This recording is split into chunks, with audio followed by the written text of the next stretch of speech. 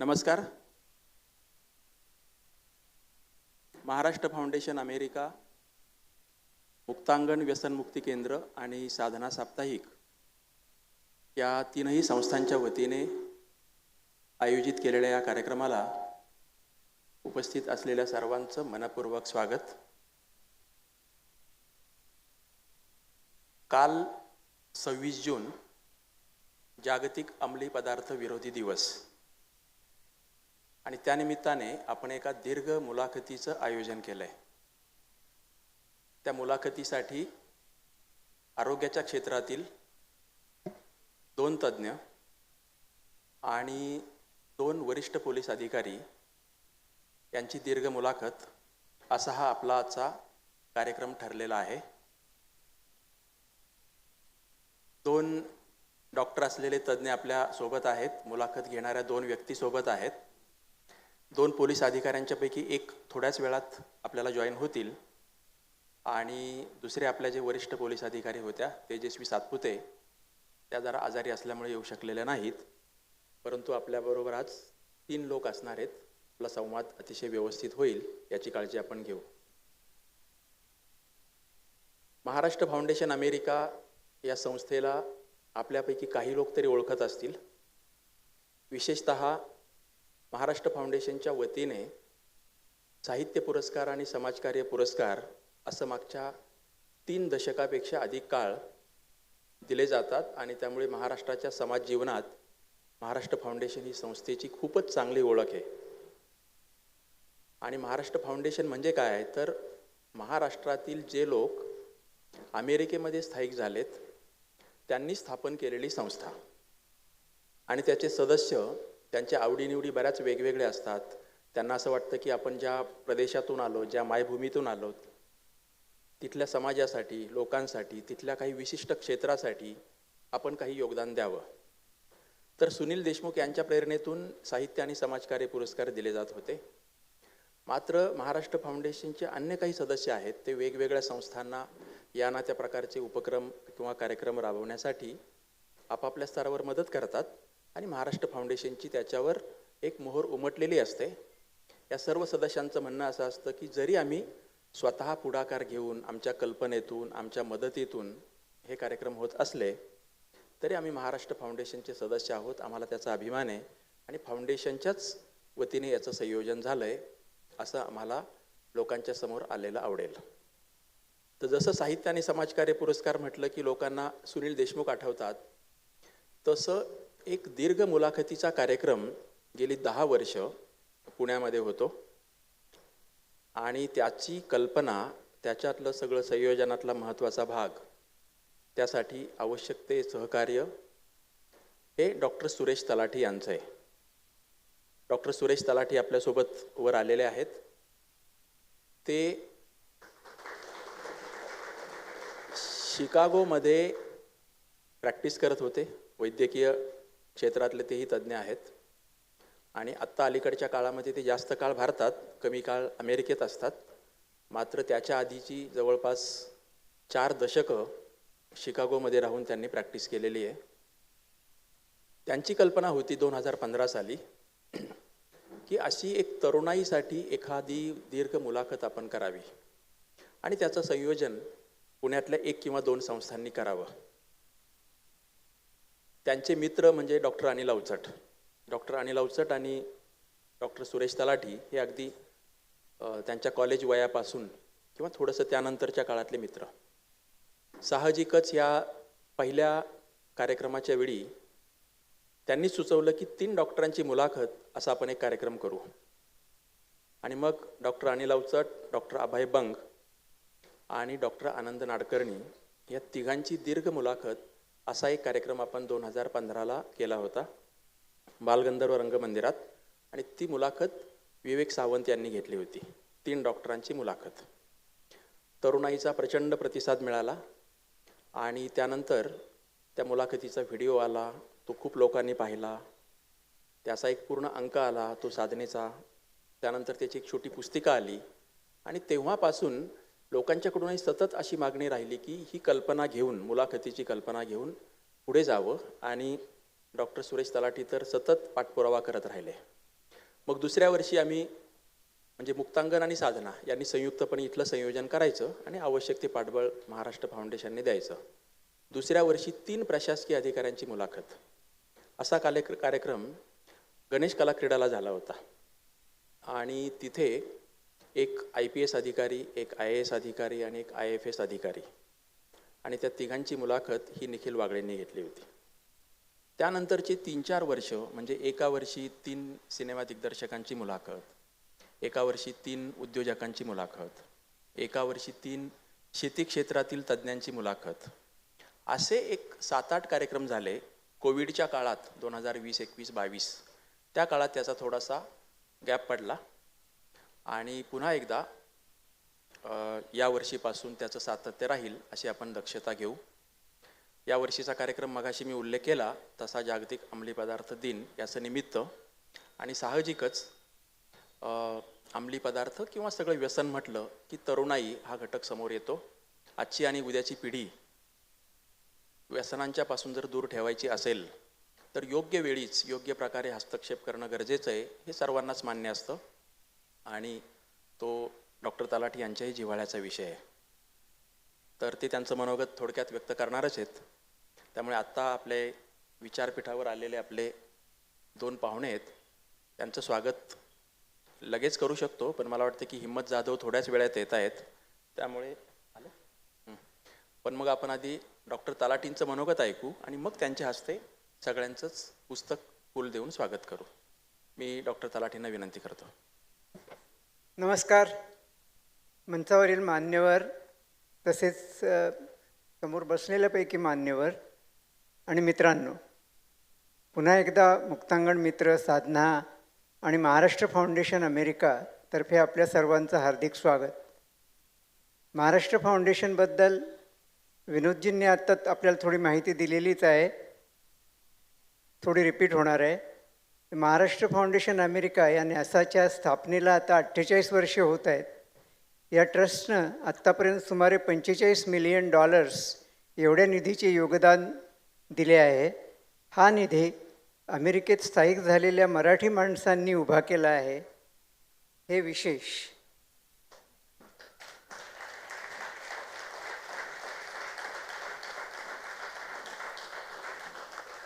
Thank you.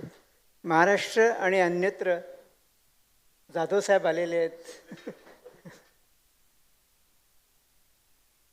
Maharashtra आणि अन्यत्र परिवर्तनशील आणि प्रगत कार्यासाठी हे योगदान दिले जाते.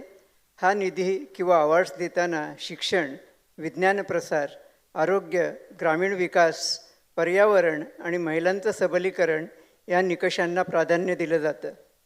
आजच्या चर्चेचा विषय, त्याचा आवाका आणि व्यसनाधीनता याची व्याप्ती फार मोठी आहे आणि हा परिसंवाद करण्यासाठी त्या क्षेत्रातील तज्ज्ञ, कार्यकर्ते आणि अनुभवी सनदी अधिकारी अशी मातब्बर मंडळी लाभली आहेत. ही चर्चा ऐकायला आज आपण सारेच उत्सुक आहोत. हा संवाद आयोजित करण्यामागे मुक्तांगण मित्र आणि साधना परिवार या सर्वांचे अथक परिश्रम आहेत. या सर्वांचं टाळ्यांच्या गजरात अभिनंदन करूया. यापुढे आपल्या या संवादामध्ये आपले मित्र डॉक्टर आनंद नाडकर्णी यांची उणीव सतत जाणवत राहणार आहे. मागील महिन्यातच त्यांनी आपला निरोप घेतला. अर्थातच त्यांचे समृद्ध साहित्य, पॉडकास्ट, मुलाखती, यूट्यूब सादरीकरणं यांच्या स्वरूपात ते कायम आपल्यात असणार आहेत, प्रोत्साहित करणार आहेत. त्यांना श्रद्धांजली वाहूया. धन्यवाद.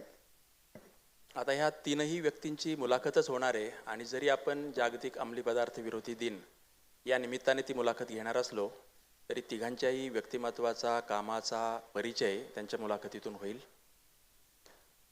तरी अगदी खरं तर सर्वांना माहिती आहे, तरीही सांगायला हरकत नाही की डॉक्टर हमीद दाभोलकर हे मानसोपचार तज्ज्ञ आहेत आणि डॉक्टर नरेंद्र दाभोलकर, शैला दाभोलकर यांनी सुरू केलेलं जे परिवर्तन व्यसनमुक्ती केंद्र आहे त्याचे संचालक म्हणून आता हमीद काम करत आहेत.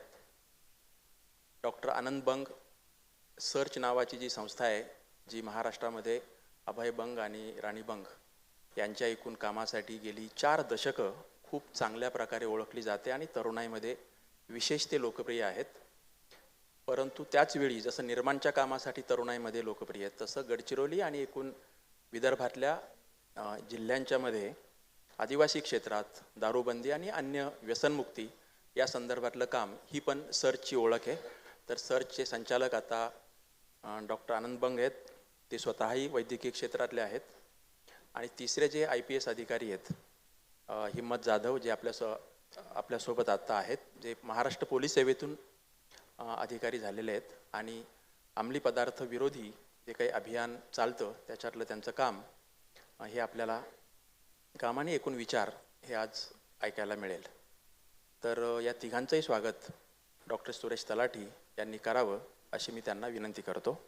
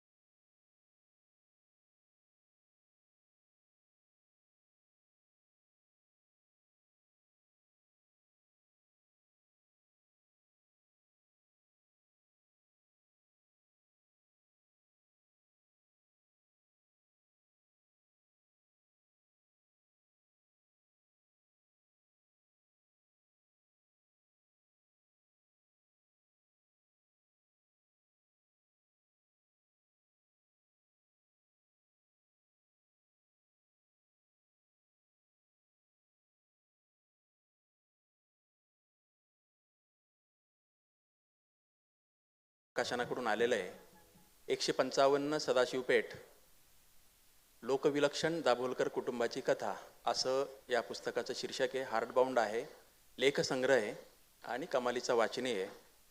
तर त्या शीर्षकातूनच तुम्हाला त्या पुस्तकाचा विषय कळलेला असेल. आता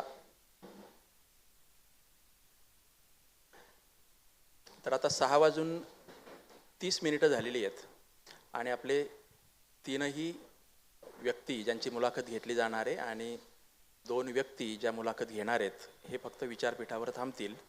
आम्ही आता खाली येऊन बसतो. बाकी कार्यक्रमाला मध्यंतर नाही आणि कार्यक्रमाला वेगळं आभार प्रदर्शन पण नाही. 6:30ला सुरू झालेली मुलाखत 8 किंवा 8:15पर्यंत चालेल आणि त्यातून हा विषय खूप चांगल्या प्रकारे उलगडेल अशी आपल्या सर्वांना आशा आहे. थँक्यू. नमस्कार.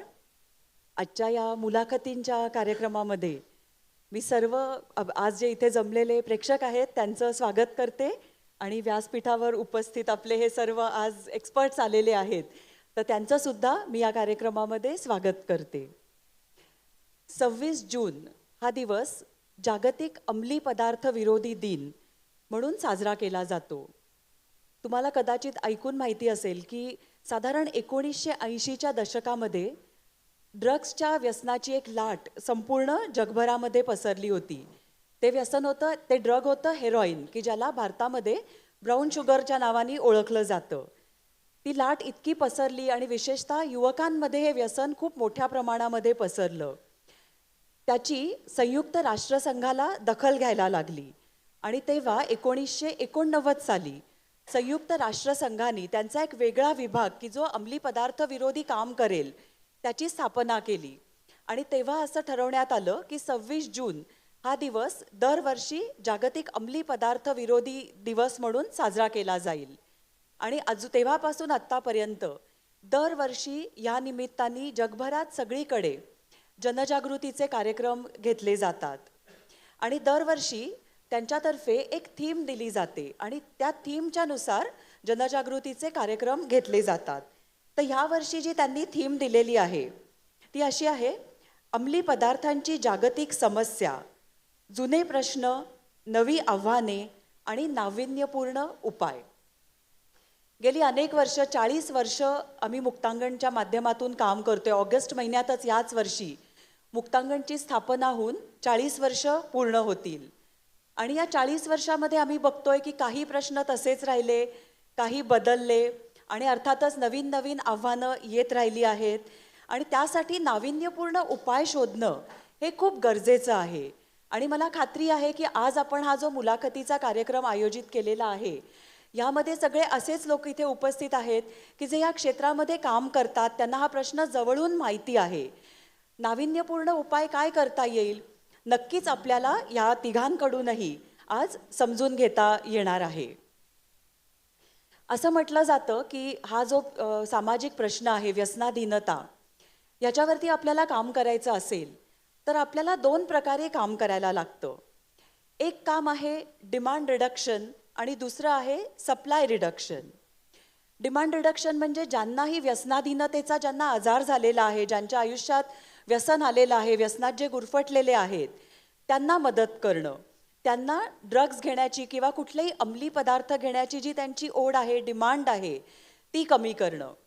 पण तेवढंच पुरेसं नाही आहे, तर ह्याचा सप्लाय पण कमी होणं, बंद होणं हे सुद्धा गरजेचं आहे. त्यामुळे सप्लाय रिडक्शन हा सुद्धा एक महत्त्वाचा ॲप्रोच घेतला जातो.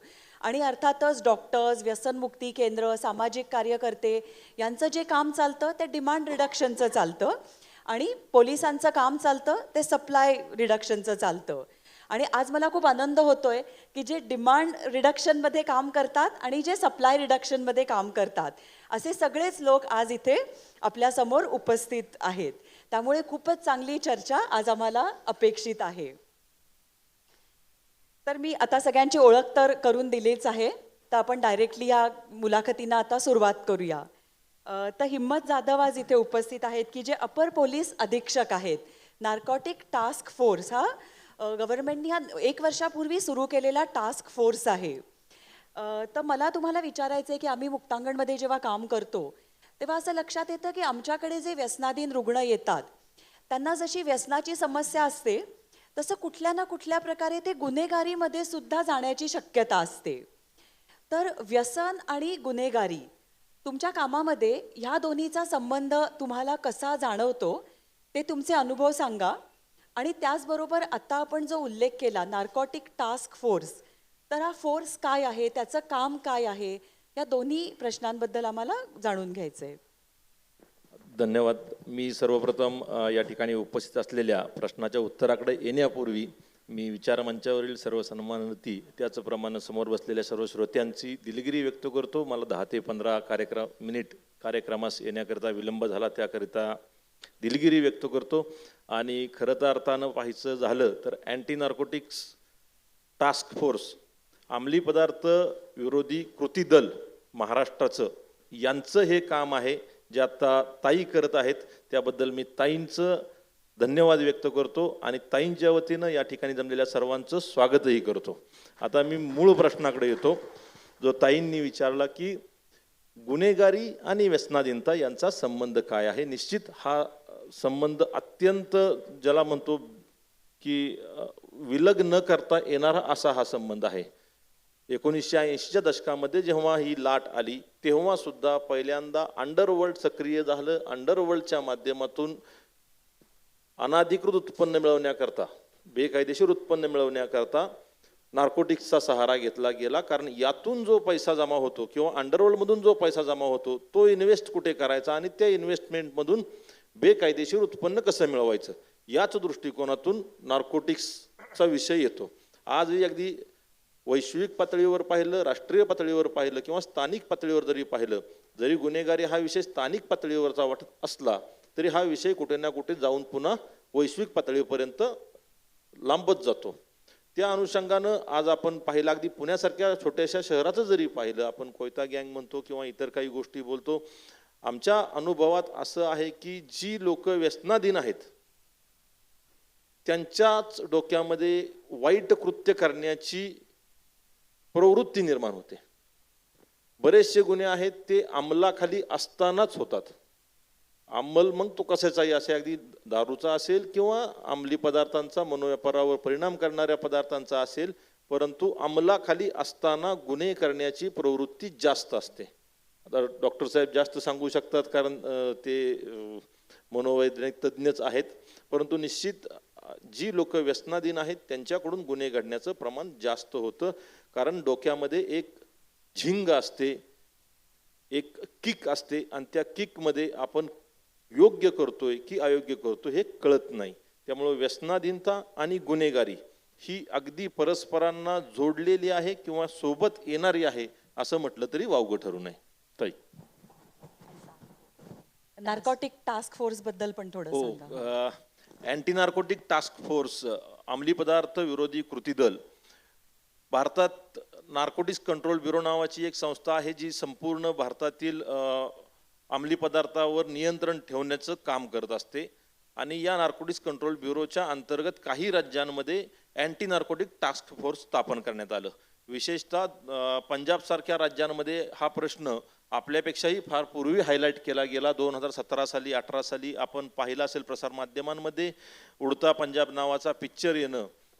तर त्यांच्याकडं भारतातल्या 7-8 राज्यांमध्ये अँटी नार्कोटिक टास्क फोर्स आहेत, त्या 2017, 18, 19, 20 सालामध्ये स्थापन झाल्या.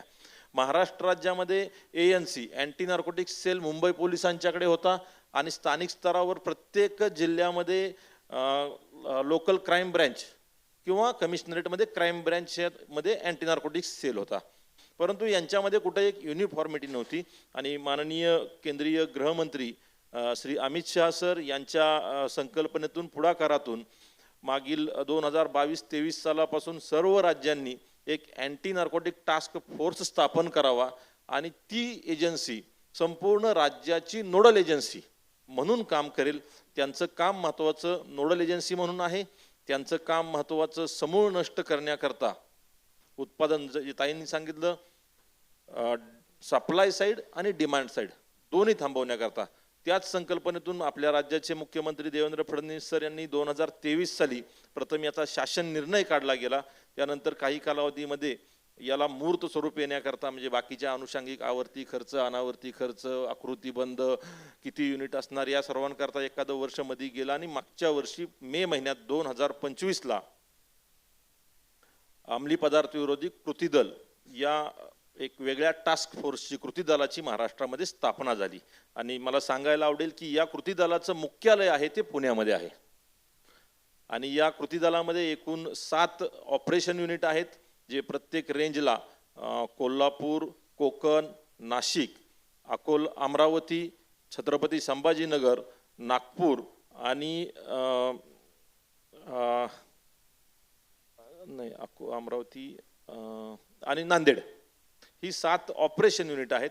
त्या ठिकाणी एक DYSP, 2 PI, 2 PSI आणि एक 25-25 लोकांचा स्टाफ दिलेला आहे. एक्सक्लुझिव्हली मोठ्या कारवाई करणं, झालेल्या कारवाईंचं ॲनालिसिस करणं आणि त्याच्या बॅकवर्ड लिंकेजेस, फॉरवर्ड लिंकेजेस संपूर्ण एस्टॅब्लिश करून याच्या समूळापर्यंत जाणं, हा त्याचा उद्देश होता. Thank you sir. एखाद्या समस्येवर काम करताना जेव्हा आपण सगळ्या बाजूनी सगळेजण एकत्र येऊन काम करतो, त्यावेळेला नक्कीच त्याचा परिणाम चांगला दिसायला लागतो.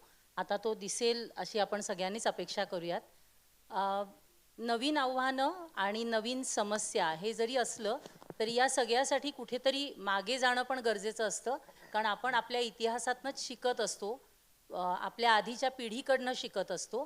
तर मला पुढचा प्रश्न आनंद तुला विचारायला आवडेल की डॉक्टर अभय बंग आणि डॉक्टर राणी बंग यांनी गडचिरोलीमध्ये जे व्यसनमुक्तीचं काम सुरू केलं तेव्हाची आव्हानं किंवा त्या कामाबद्दल थोडंसं आम्हाला सांग.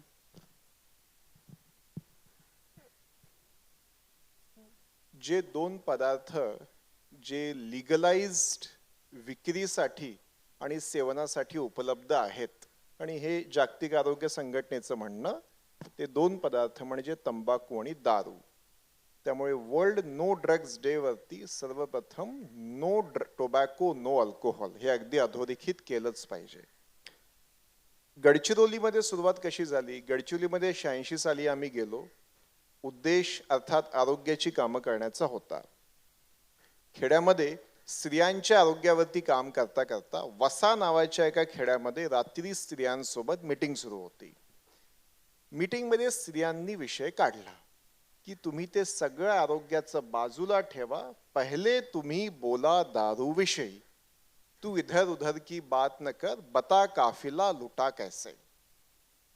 आणि मग बायांनी गोष्टी मागून गोष्टी सुरू केल्या. काल या गावामध्ये नवरा दारू पिऊन आला, घरी काही धान्य खायला नव्हतं, मुलांना विहिरीमध्ये फेकून दिलं. एक बाई म्हणाली माझा नवरा दारू पिऊन मेला, दुसरी म्हणाली मुलगा दारू पिऊन मेला, तिसरी म्हणाली मी वाट बघते आहे की माझा नवरा मरत का नाही. वटसावित्रीच्या आणि 7 जन्म हाच नवरा मिळावा या देशामध्ये ती बाई वाट बघत होती की नवरा दारू पितोय तो लवकर का जात नाही. त्याच्यामुळे स्त्रियांसाठी हा अत्यंत महत्वाचा विषय होता.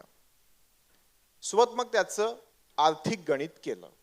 स्त्रियांनी आम्हाला फोर्स केलं, दुसरं काही त्यांनी आम्हाला ऑप्शन सोडलं नाही. गणित असं निघालं की गडचिरोली जिल्हा महाराष्ट्रातला सगळ्यात अविकसित जिल्हा, महाराष्ट्राचं तत्कालीन काय आत्ताचं एक काळं पाणी, त्या जिल्ह्याचं DPDC district planning and development committee total development budget म्हणजे सरकारचा विकास जिल्ह्याचं एवढा पैसा गडचिरोलीला यायचा तो होता वार्षिक 14 कोटी रुपये.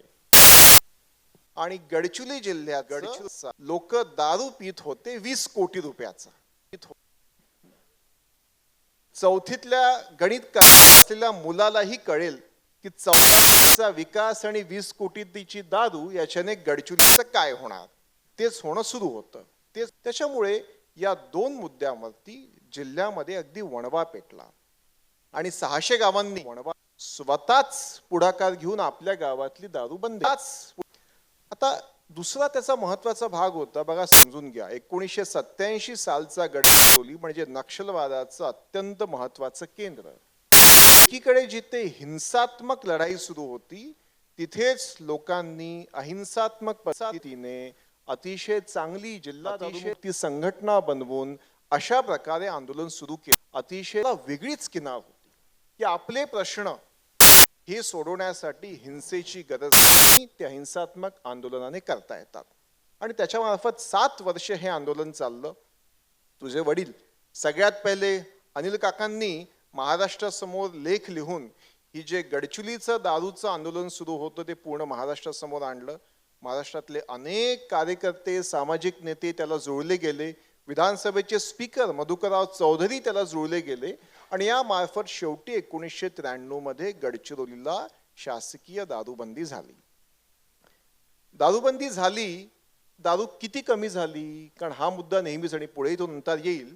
पण दारूबंदी झाल्यानंतर अगदी मेथॉडिकल डिस्ट्रिक्ट सॅम्पल सर्वे करून आम्हाला असं दिसलं की 40% दारू ही कमी झाली एका दारूबंदीच्या निर्णयाने. फार त्याची प्रखर अंमलबजावणी न करता ही ती कमी झाली. आता या 40% कमी झालेल्याला कसं बघावं, ग्लास रिकामा की हाफ फुल की हाफ रिकामा, हे पार्टली स्वतःच्या नजरेवरती अवलंबून आहे. कोविड वॅक्सिनची एफिकसी किती होती? लोअर कॉन्फिडन्स इंटरव्हल 40% होता. अख्ख्या देशाने घेतली, एकदा दोनदा तीनदा, मी 4दा घेतली. तर शेवटी कुठलाही एक निर्णय हा त्या विशिष्ट समस्येला एका मर्यादेपर्यंत करतो, कायदेशीर निर्णय. त्याच्या पुढे काय करायचं, म्हणून मग 2015 मध्ये मुक्तिपथ हा जिल्हाव्यापी कार्यक्रम आम्ही सुरू केला. मुक्तिपथचे पदसिद्ध अध्यक्ष हे महाराष्ट्राचे मुख्यमंत्री आहेत. तो सर्च, जिल्हा प्रशासन आणि जिल्हा दारूमुक्ती संघटना यांचा संयुक्त कार्यक्रम. आमच्या माहितीनुसार जगातला जिल्हाव्यापी दारू आणि तंबाखू नियंत्रणाचा हा एकमेव एवढा मोठा कार्यक्रम. आणि फोकस एक्झॅक्टली तुझे म्हणाली, डिमांड आणि सप्लाय दोन्ही मुद्द्यांवरती फोकस. सप्लाय कमी करणे, जिल्ह्यामध्ये दारूबंदी आहे पण जी काही बेकायदेशीर दारू आहे, एकीकडे एन्फोर्समेंट, आमचे पोलीस मित्र आम्हाला खूप मदत करतात. आमच्या जिल्ह्यातल्या स्त्रिया दरवर्षी यांना राखी बांधतात, राखी विथ खाकी असाच आम्ही कार्यक्रम करतो. आणि एकीकडे पोलिसांमार्फत याची अंमलबजावणी, पण दुसरीकडे प्रत्येक गावामध्ये ग्राम संघटन जे स्वतःच्या गावातली दारू आणि तंबाखू स्वतः नियंत्रण करेल, हा सप्लाय रिडक्शनचा भाग. आणि दुसरा अर्थातच डिमांड की मास अवेअरनेस की हे काही योग्य नाही, हे काही ग्लॅमर फॅशन कशाचं ही दारू आणि तंबाखू सुद्धा हे माध्यम नाही. आणि दुसरीकडे अर्थातच व्यसनमुक्ती, ज्यामार्फत जवळपास 10,000 लोकांचा आतापर्यंत उपचार केला गेला. या मार्फत जिल्ह्यातली 600 गावं यांनी आपल्या गावातलं दारू तंबाखू, 800 गावांनी दारू ही कमी केलेली आहे. जिल्ह्यामध्ये दारू आणि तंबाखूच्या नियंत्रणाने दरवर्षी जवळपास 100 कोटी रुपयाचं सेव्हिंग लोकांचं होतं आहे. आता हे महत्वाचा भाग समजून घ्या. प्रिव्हेन्शनची ही ट्रॅजेडी आहे. एखादी गोष्ट कमी केली तर कोणीही तुम्हाला फार काही चांगलं म्हणत नाही. माझे हॉपकिन्समध्ये शिकताना D.A. हेंडरसन नावाचे प्रोफेसर होते. D.A. हेंडरसन ज्यांनी जगातला देवी नियंत्रणाचा कार्यक्रम केला आणि देवीचं उच्चाटन ही मानवी इतिहासातली म्हणजे काय व्हिक्ट्री ती, एक शतकानुशतकाचा रोगपूर्ण उच्चाटन केला. D.A. हेंडरसन एकदा एका वर्गात शिकवताना बोलले, no one has ever thanked me for not having smallpox. त्यांनी जगभराच्या लोकांचं देवीचं लसीकरण केलं, तुमच्या आमच्या सगळ्यांचं केलं, सगळ्यांच्या खांद्यावरती असणार ते. पण आपण कोणी D.A. हेंडरसनला थँक्यू म्हणत नाही की अरे आमची देवी वाचवली. तर प्रिव्हेन्शनची दुर्दैवाने prevention is not glamorous, treatment can be glamorous. हा दोनमधला फरक आहे. ट्रीटमेंट देण्याला आपण मायबाप म्हणतो, प्रिव्हेन्शन करण्याला काहीही म्हणत नाही. त्यामुळे असा जरी असला तरी या पद्धतीने गडचिरोलीचा गेल्या जवळपास 39 वर्षाचा प्रवास बघितला तर थोडक्यात तो असा. मस्त, खूप छान सांगितलं. आणि गडचिरोलीमधलं यांचं सगळ्यांचं जे सर्चचं काम आहे ते आपण मगासपासून जे बोलतोय की डिमांड रिडक्शन आणि सप्लाय रिडक्शन हे एकत्र आले की किती चांगले रिझल्ट्स आपल्याला मिळू शकतात, याचं एक खूप छान उदाहरण सर्च गडचिरोली यांचं काम आहे. आणि आनंद, तू बोलत होतास तर मला खूप छान वाटत होतं. खरं तर मला ना आज डॉक्टर आनंद बंग, डॉक्टर हमीद दाभोळकर असे इथे बसलेत, पण मला हे दोघं छोटेसे आठवत आहेत आणि मला एवढं कौतुक वाटतं या दोघांचं. आणि मला ते दोघं छोट्या भावांसारखेच आहेत आणि आज माझे 2 भाऊ एक एक्सपर्ट्स म्हणून, तज्ज्ञ म्हणून इथे बसलेले आहेत. याचा मला खरंच एक खूप अभिमान वाटतोय. तर हमीद, मी तुला विचारते पुढचा प्रश्न की मगाशी ओळख करून देताना सांगितलं की हमीद मानसोपचार तज्ज्ञ, सायकॅट्रिस्ट आहे. असं दिसून येतं की मानसिक आजार आणि व्यसन यांचा सुद्धा खूप जवळचा संबंध आहे. मुक्तांगणच्या कामात आम्ही दोन्ही प्रकारे बघतो की मानसिक आजार आहे म्हणून व्यसनाकडे वळले किंवा व्यसन लागलं म्हणून ते मानसिक आजार त्यांचे वाढले. तर तुझ्या कामामध्ये तुला नेमका हा कसा संबंध जाणवतो, तर हे जरा आम्हाला सांग. धन्यवाद मुक्ता. त्याच्याकडे यायच्या आधी मुक्ता म्हटली त्याचा एक छोटासा धागा मला आणखीन सांगायचा आहे की कुठलंही व्यसन असो ते सामान्यपणे लोक एकमेकांच्या मैत्रीनं किंवा नादानं करायला लागतात. तसं हे व्यसनमुक्तीचं काम एकमेकांच्या नादानी करायला लागलेली कुटुंब आहेत ही सगळी. म्हणजे आणि ते मग पिणाऱ्यांची मैत्री तुटत नाही कधी सामान्यपणे. तसंही न पिणाऱ्या कुटुंबांची मैत्री आहे मला वाटतं. माझ्या आईबाबांनी काम सुनंदा मावशी आणि अनिल काकाच्या बरोबर व्यसनमुक्तीचं सुरू केलं. विनोदाचा भाग सोडूया, परंतु मानसिक आरोग्य आणि व्यसन याचा खूपच जवळचा संबंध आहे आणि तो दुहेरी रस्त्यावरचा संबंध आहे. म्हणजे आपल्याकडे बहुतांश वेळेला एखाद्या व्यक्तीनी नाराज असेल ती की काय करायचं याचा एक सामाजिक प्रोटोटाईप आहे की, किंवा अगदी साधारणपणे तुमचा मूड डिस्टर्ब असेल किंवा तुमच्या मैत्रिणीनं तुम्हाला तरुणांविषयी बोलायचं असेल तर प्रेमभंग झाला तर काही वेळेला मी त्याला प्रेमाचं देवदासीकरण असं म्हणतो. तसं की काय तुमचा प्रेमभंग झाला तर तुम्ही काय करायचं, म्हणजे मन अस्वस्थ आहे तर काय करायचं, तर दारू प्यायची. म्हणजे आपल्याकडे काही म्हणी पण तशा तयार झाल्यात, गम का साथी रम वगैरे अशा स्वरूपाच्या गोष्टी. म्हणजे की हे जर असेल तर तुम्ही काय करायचं याचे सोशल नॉर्म्स पण तयार झालेत. त्यामुळे सामान्यपणे डिप्रेशन, चिंता, तीव्र स्वरूपाचे मानसिक आजार या सगळ्यांच्या मध्ये ज्यावेळेला मानसिक अस्वस्थता येते त्यावेळेला मन स्थिर करण्यासाठी काय करायचं याचा आपल्याकडे जे समाजाने सांगितलेले मार्ग आहेत त्याच्यातला म्हणजे गमतीचा भाग त्या दोन्हीच्या संदर्भामध्ये आम्ही काम करतो. एक आहे धर्म आणि दुसरं आहे व्यसन. त्याच्यामुळे त्या दोन्हीचीही चिकित्सा म्हणजे पुढच्या प्रश्नाकडे जायचं झालं तर त्या दोन्ही मधला संदर्भ इथे येऊ शकतो. परंतु हे दोन्ही तात्पुरतं मनाला समाधान देतात, परंतु दीर्घकालीन उत्तरं त्याची शोधतात का नाहीत याच्याविषयी प्रश्न निर्माण होतात. आणि व्यसनाच्या बाबतीत तर जास्त गंभीर निर्माण होतात. जसं की दारू ही मुळामध्ये ब्रेनची डिप्रेसंट आहे, म्हणजे मेंदूचं काम ती कमी करते, पण सुरुवातीच्या काळामध्ये ती माणसाच्या मनाला थोडं हलकं फुलकं वाटवते. त्याच्यामुळे खूप चिंता असेल, खूप अस्वस्थता असेल, निराशा आली असेल तर माणसं दारूचा आधार घेतात आणि मग त्याच्यातून स्वाभाविक आहे की मनाची ताण हाताळायची क्षमता कमी झालेली असते आणि त्यातून व्यसनाधीन होण्याची शक्यता दुसऱ्या बाजूला वाढते. आता हे केवळ पुरुषांपुरतं मर्यादित नाही, म्हणजे अनेकदा आपण तंबाखूकडे खूप सौम्य व्यसन म्हणून दुर्लक्ष करतो आणि आनंद जे म्हटला ते खूप महत्वाचं आहे की काही वेळेला मला असं वाटतं की जर ग्रामीण भागामधल्या महिलांचं जर डिप्रेशनचा आपल्याला सर्वे करायचा असेल तर ते डिप्रेशन विचारण्याच्या ऐवजी त्या घराघरांमध्ये जाऊन मिश्री कोण बायका लावतात त्याचा सर्वे करावा. नवऱ्याचा राग आला मिश्री घास, सासूनी मारलं मिश्री घास. ग्रामीण भागामध्ये काम करणाऱ्या लोकांना हे अगदी सहज लक्षात येईल की ती मिश्री ही त्या बाईचं एक मन स्थिर ठेवण्याचं, म्हणजे ज्या वेळेला तिला काही नसतं, पुरेशी एक्साइटमेंट नसते त्यावेळेला मिश्री घास, खूप जास्त उत्तेजना झाली तर मिश्री घास, म्हणजे ते एका अर्थाने मन स्थिर ठेवण्यासाठीचा एजंट सारखं वापरलं जातं. आणि दुसऱ्या बाजूला हा एक बाजू झाली की ज्याच्यातनं मानसिक आरोग्याच्या प्रश्नांमधून त्यांचा जर इलाज नीट नाही केला तर व्यसन वाढतं. आणि दुसऱ्या बाजूला व्यसनाधीनता हाच मुळामध्ये एक मानसिक प्रश्न आहे. हे असं आता जागतिक आरोग्य संघटना कितीतरी वर्ष सांगते, परंतु त्याच्याविषयी समाजात आपल्या चर्चा होत नाही, मान्यता नाही. अजूनही देखील व्यसन करणं म्हणजे मस्ती आहे, नाटक करतायत, पैसे जास्त झालेत, अशा स्वरूपाची धारणा असते. पण बहुतांश मानसिक आजार हे व्यसनाच्या प्रभावाखाली तयार होऊ शकतात. म्हणजे दारूमुळं किंवा खास करून ड्रगमुळं, ज्याच्यामध्ये हॅल्युसिनेजेन्स नावाचा एक ड्रग्सचा प्रकारच आहे की जे घेतल्यावरती भास व्हायला लागतात माणसामध्ये, किंवा गांजा जो आजकाल अनेक ठिकाणी जगामध्ये लिगलाइज करायला सुरुवात केलेली आहे, त्यांनी खूप मोठ्या प्रमाणात मेंदूची झीज होते आणि मानसिक आजार होतात असं सिद्ध झालेलं आहे. अल्कोहोलचा खूप जवळचा संबंध आहे डिप्रेशन आणि सुसाईडशी.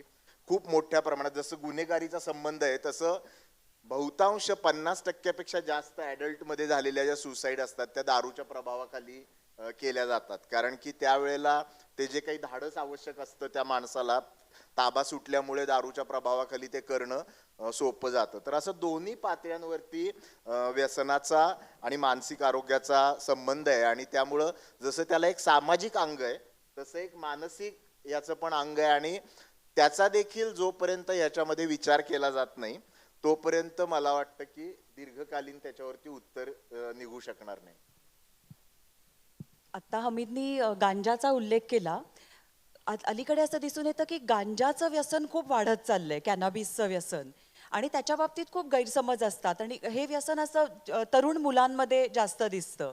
आणि आमच्याकडे जेव्हा असा एखादा मुलगा आणला जातो तेव्हा ते खूप वाद घालतात. आता तुला पण नेहमीच अनुभव येत असेल की त्यांना असं वाटतं की गांजाचं व्यसन लागत नाही, कधी मधी गांजा घेतला तर चालतो, किंवा अमेरिकेच्या काही राज्यात तो लीगल आहे तर काय हरकत आहे गांजा घ्यायला. पण आम्हाला असं दिसून येतं की गांजा तर खूप ॲडिक्टिव्ह आहे, त्याचं व्यसनात रूपांतर होतं आणि सायकोसिसच त्याच्यामुळे होतो की प्रचंड मेमरीवरती परिणाम, भास होणं किंवा संशयी बनतात, ॲग्रेसिव्ह बनतात. तर हे गांजाबद्दल किंवा एकूणच व्यसनाबद्दल खूप गैरसमज लोकांच्या मनात आहेत आणि ते गैरसमज म्हणजे मला असं वाटतं की एक प्रकारच्या अंधश्रद्धाच असतात. म्हणून मग तोच पुढचा प्रश्न विचारायचा आहे, कारण दाभोळकर कुटुंब म्हटलं की आपल्याला अंधश्रद्धा हा शब्द त्याच्यानंतर आठवतोच. तर त्याच्यामुळे तू पण लहानपणापासूनच खूप निगडीत आहे सगळ्या या अंधश्रद्धा निर्मूलन समितीबद्दल. तर व्यसन आणि अंधश्रद्धा यांचा पण जवळचा संबंध आहे. तर आम्हाला काही अशा केसेस किंवा उदाहरणं तुझ्याकडून ऐकायची आहेत की कसा संबंध दिसून येतो. मला वाटतं की अगदी त्याच्यातली जर बेसिक अंधश्रद्धा कुठली असते तर थोडी थोडी घ्यायला काही हरकत नाही. ही एकदम सार्वत्रिक आहे आणि आपल्यातले बरेच त्या अंधश्रद्धेचे शिकार असतील इथले कदाचित लोक. आणि ती जनरेशन टू जनरेशन पास केली जाणारी अंधश्रद्धा आहे. म्हणजे ती आपल्यापुरती लोक मर्यादित ठेवत नाहीत. म्हणजे आपल्या मुलांनी पण मग थोडी मोठी झाल्यावर आपण मुलांनी आणि आई वडिलांनी एकत्र बसून ड्रिंक घेणं हे, किंवा नवऱ्यांनी आणि बायकोनी एकत्र बसून व्यसनचा आनंद घेणं हे, मला वाटतं या इतक्या म्हणजे अंधश्रद्धांना जसं धर्माचं एक पाठबळ असतं आणि त्याच्यामुळं त्या घट्ट होत जातात. तसं खेदाची बाब आहे की हे होताना दिसतंय.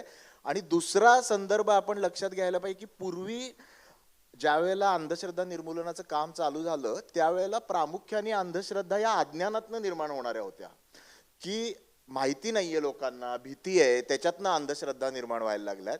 आज खराच सारख्या प्रकरणांमध्ये आपण बघतोय की सुशिक्षित लोक प्रचंड मोठ्या प्रमाणात अंधश्रद्धांना बळी पडतायत. हेच व्यसनाच्या बाबतीमध्ये देखील आपण झालेलं मोठ्या प्रमाणात बघितलेलं आहे की व्यसन करणं हे समाज मान्य आणि खास करून त्याला ती मान्यता देण्यामध्ये इथला सुशिक्षित वर्ग अत्यंत मोठ्या प्रमाणात जबाबदार आहे. म्हणजे मी डॉक्टर आहे, आनंद डॉक्टर आहे, आमच्यासारखी माणसं ही इतकी अल्पसंख्याक आहेत त्या ह्याच्यामध्ये की आम्ही डॉक्टरांच्या कॉन्फरन्सला जाऊ शकत नाही. कारण की तिथे गेल्यावरती तुम्ही जर व्यसन करत नसाल तर तुम्ही कोणीतरी परग्रहावरनं आल्यासारखं तुमच्याकडे बघितलं जातं की हाय कमबख्त तूने पीही नाही, म्हणजे तुम्ही पितच नाही, म्हणजे एकदा पण नाही घेतली. यांनी लोक इतके आश्चर्यचकित होतात. म्हणजे हा पण एक की आपण जर त्या वर्गातले असू तर किंवा सेलिब्रेशन करायचं असेल तर व्यसन हे अतिशय आवश्यक आहे, ही पण एक मला वाटतं. आणि या अंधश्रद्धा, जसं खेदाची बाब आहे की मीडिया आजकाल जसा बाकीच्या अंधश्रद्धा पसरवायला लागलाय तसा या अंधश्रद्धा पसरवण्यामध्ये व्यसनाच्या संदर्भातल्या पण मीडियाचा खूप महत्वाचा भाग आहे. म्हणजे मला काही वेळेला कीव वाटते शाहरुख खान किंवा कपिल देव आणि सुनील गावस्कर यांच्यासारख्या लोकांची की काय कमी आहे यांना की आज वयाच्या 60ला ते तंबाखूच्या, ते आपण आता IPL बघितली, त्या प्रत्येक IPLच्या मॅच नंतर ती विमलची जाहिरात येते. काय कमी आहे यांना की हजारो कोटींच्या प्रॉपर्टी आहे त्यांच्या, पाहिजे तितके पैसे त्यांना मिळतात आणि व्यसनाच्या जाहिराती कशासाठी करतात हे? पुण्यामध्ये आपण जर बघायचं झालं तर हे कदाचित कॉन्ट्रोवर्शियल स्टेटमेंट होईल, पण असं सोशल मीडियावरती आता जाहीररित्या म्हणायला लागलेत लोक की पुण्यातल्या गणेशोत्सवाचं नाव बदला तुम्ही. इतक्या माणिकचंदच्या ऍड पुण्यातल्या गणेशोत्सवामध्ये सगळीकडे लावलेल्या असतात आणि सगळ्यांना माहिती आहे की माणिकचंद हे काही ऑक्सिरीच साठी ओळखलं जात नाही. म्हणजे हे जाणीवपूर्वक त्याचा प्रचार प्रसार करून वाढवले गेलेलं कल्चर आहे.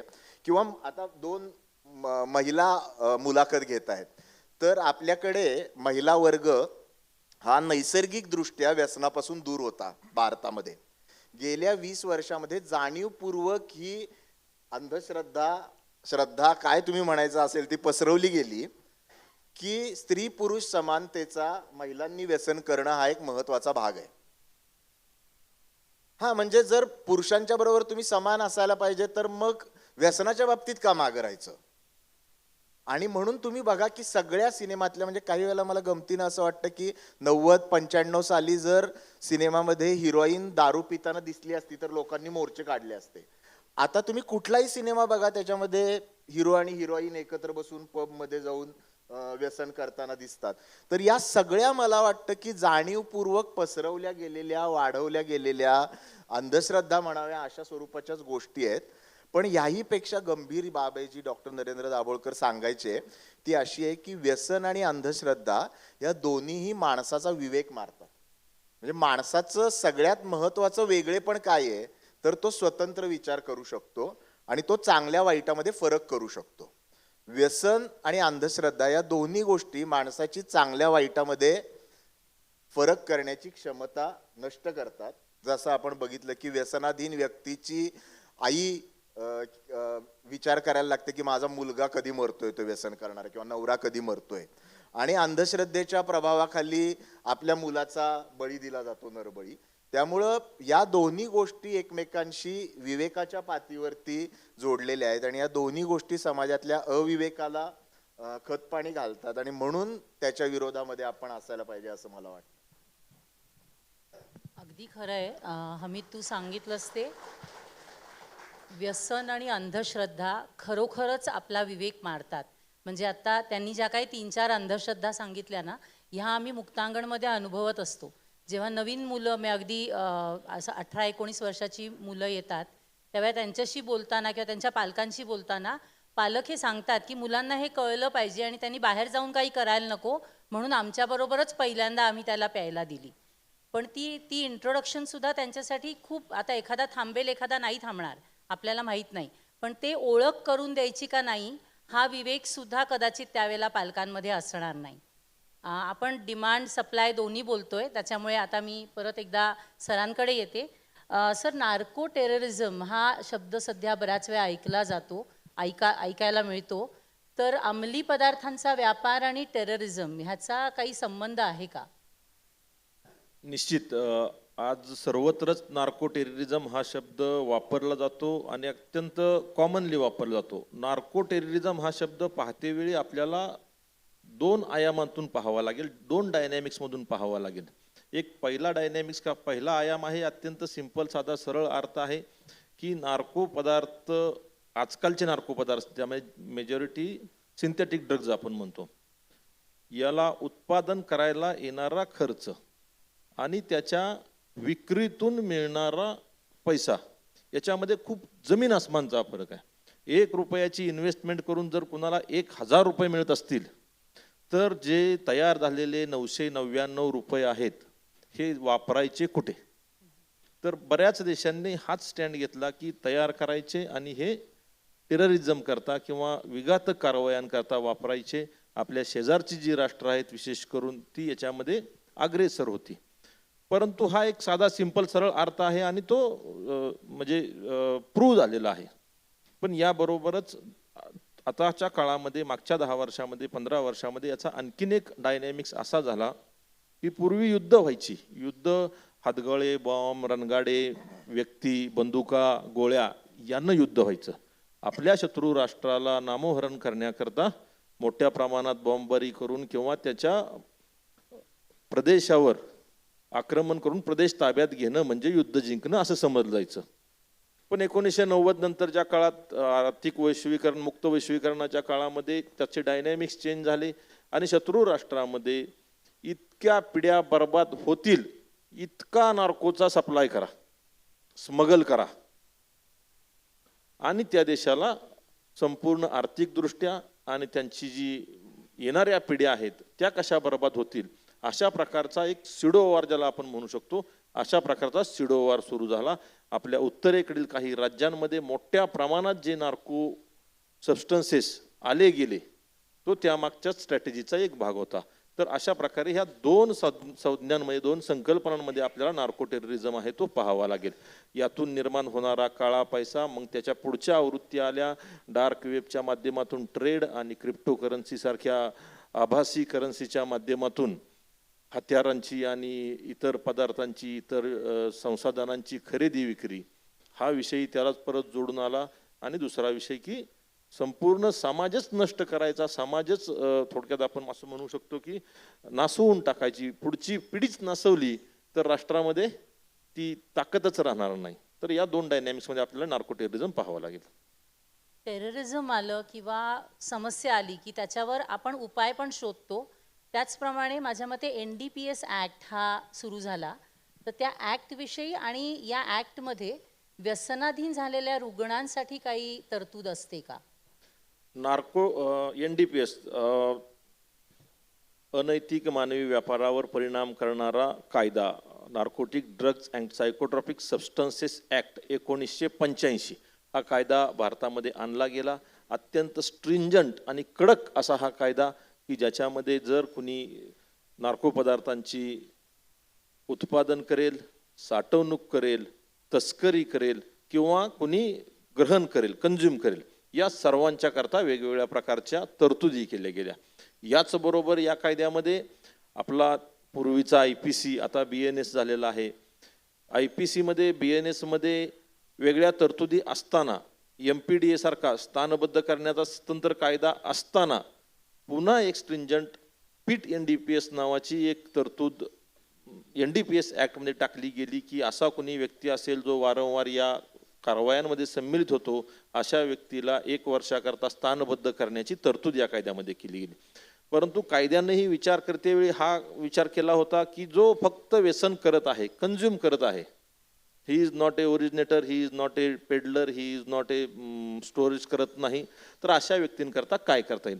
64A NDPS कायद्याची एक तरतूद आहे ज्यामध्ये कंझ्युम करणाऱ्या व्यक्तीला जर त्या व्यक्तीची इच्छा असेल आणि त्यानं न्यायालयापुढे सांगितलं की मी डी ॲडिक्शनमध्ये जायला तयार आहे, तर पोलीस त्याला रिपोर्टसह कोर्टापुढे हजर केल्यानंतर जर कोर्टाला त्यानं विनंती केली की मी डिॲडिक्शनमध्ये जायला तयार आहे, तर कोर्ट त्याला इम्युनिटी आहे, जेलमध्ये न पाठवता मान्यताप्राप्त आपल्या संस्थेसारख्या संस्थेमध्ये पाठवू शकते.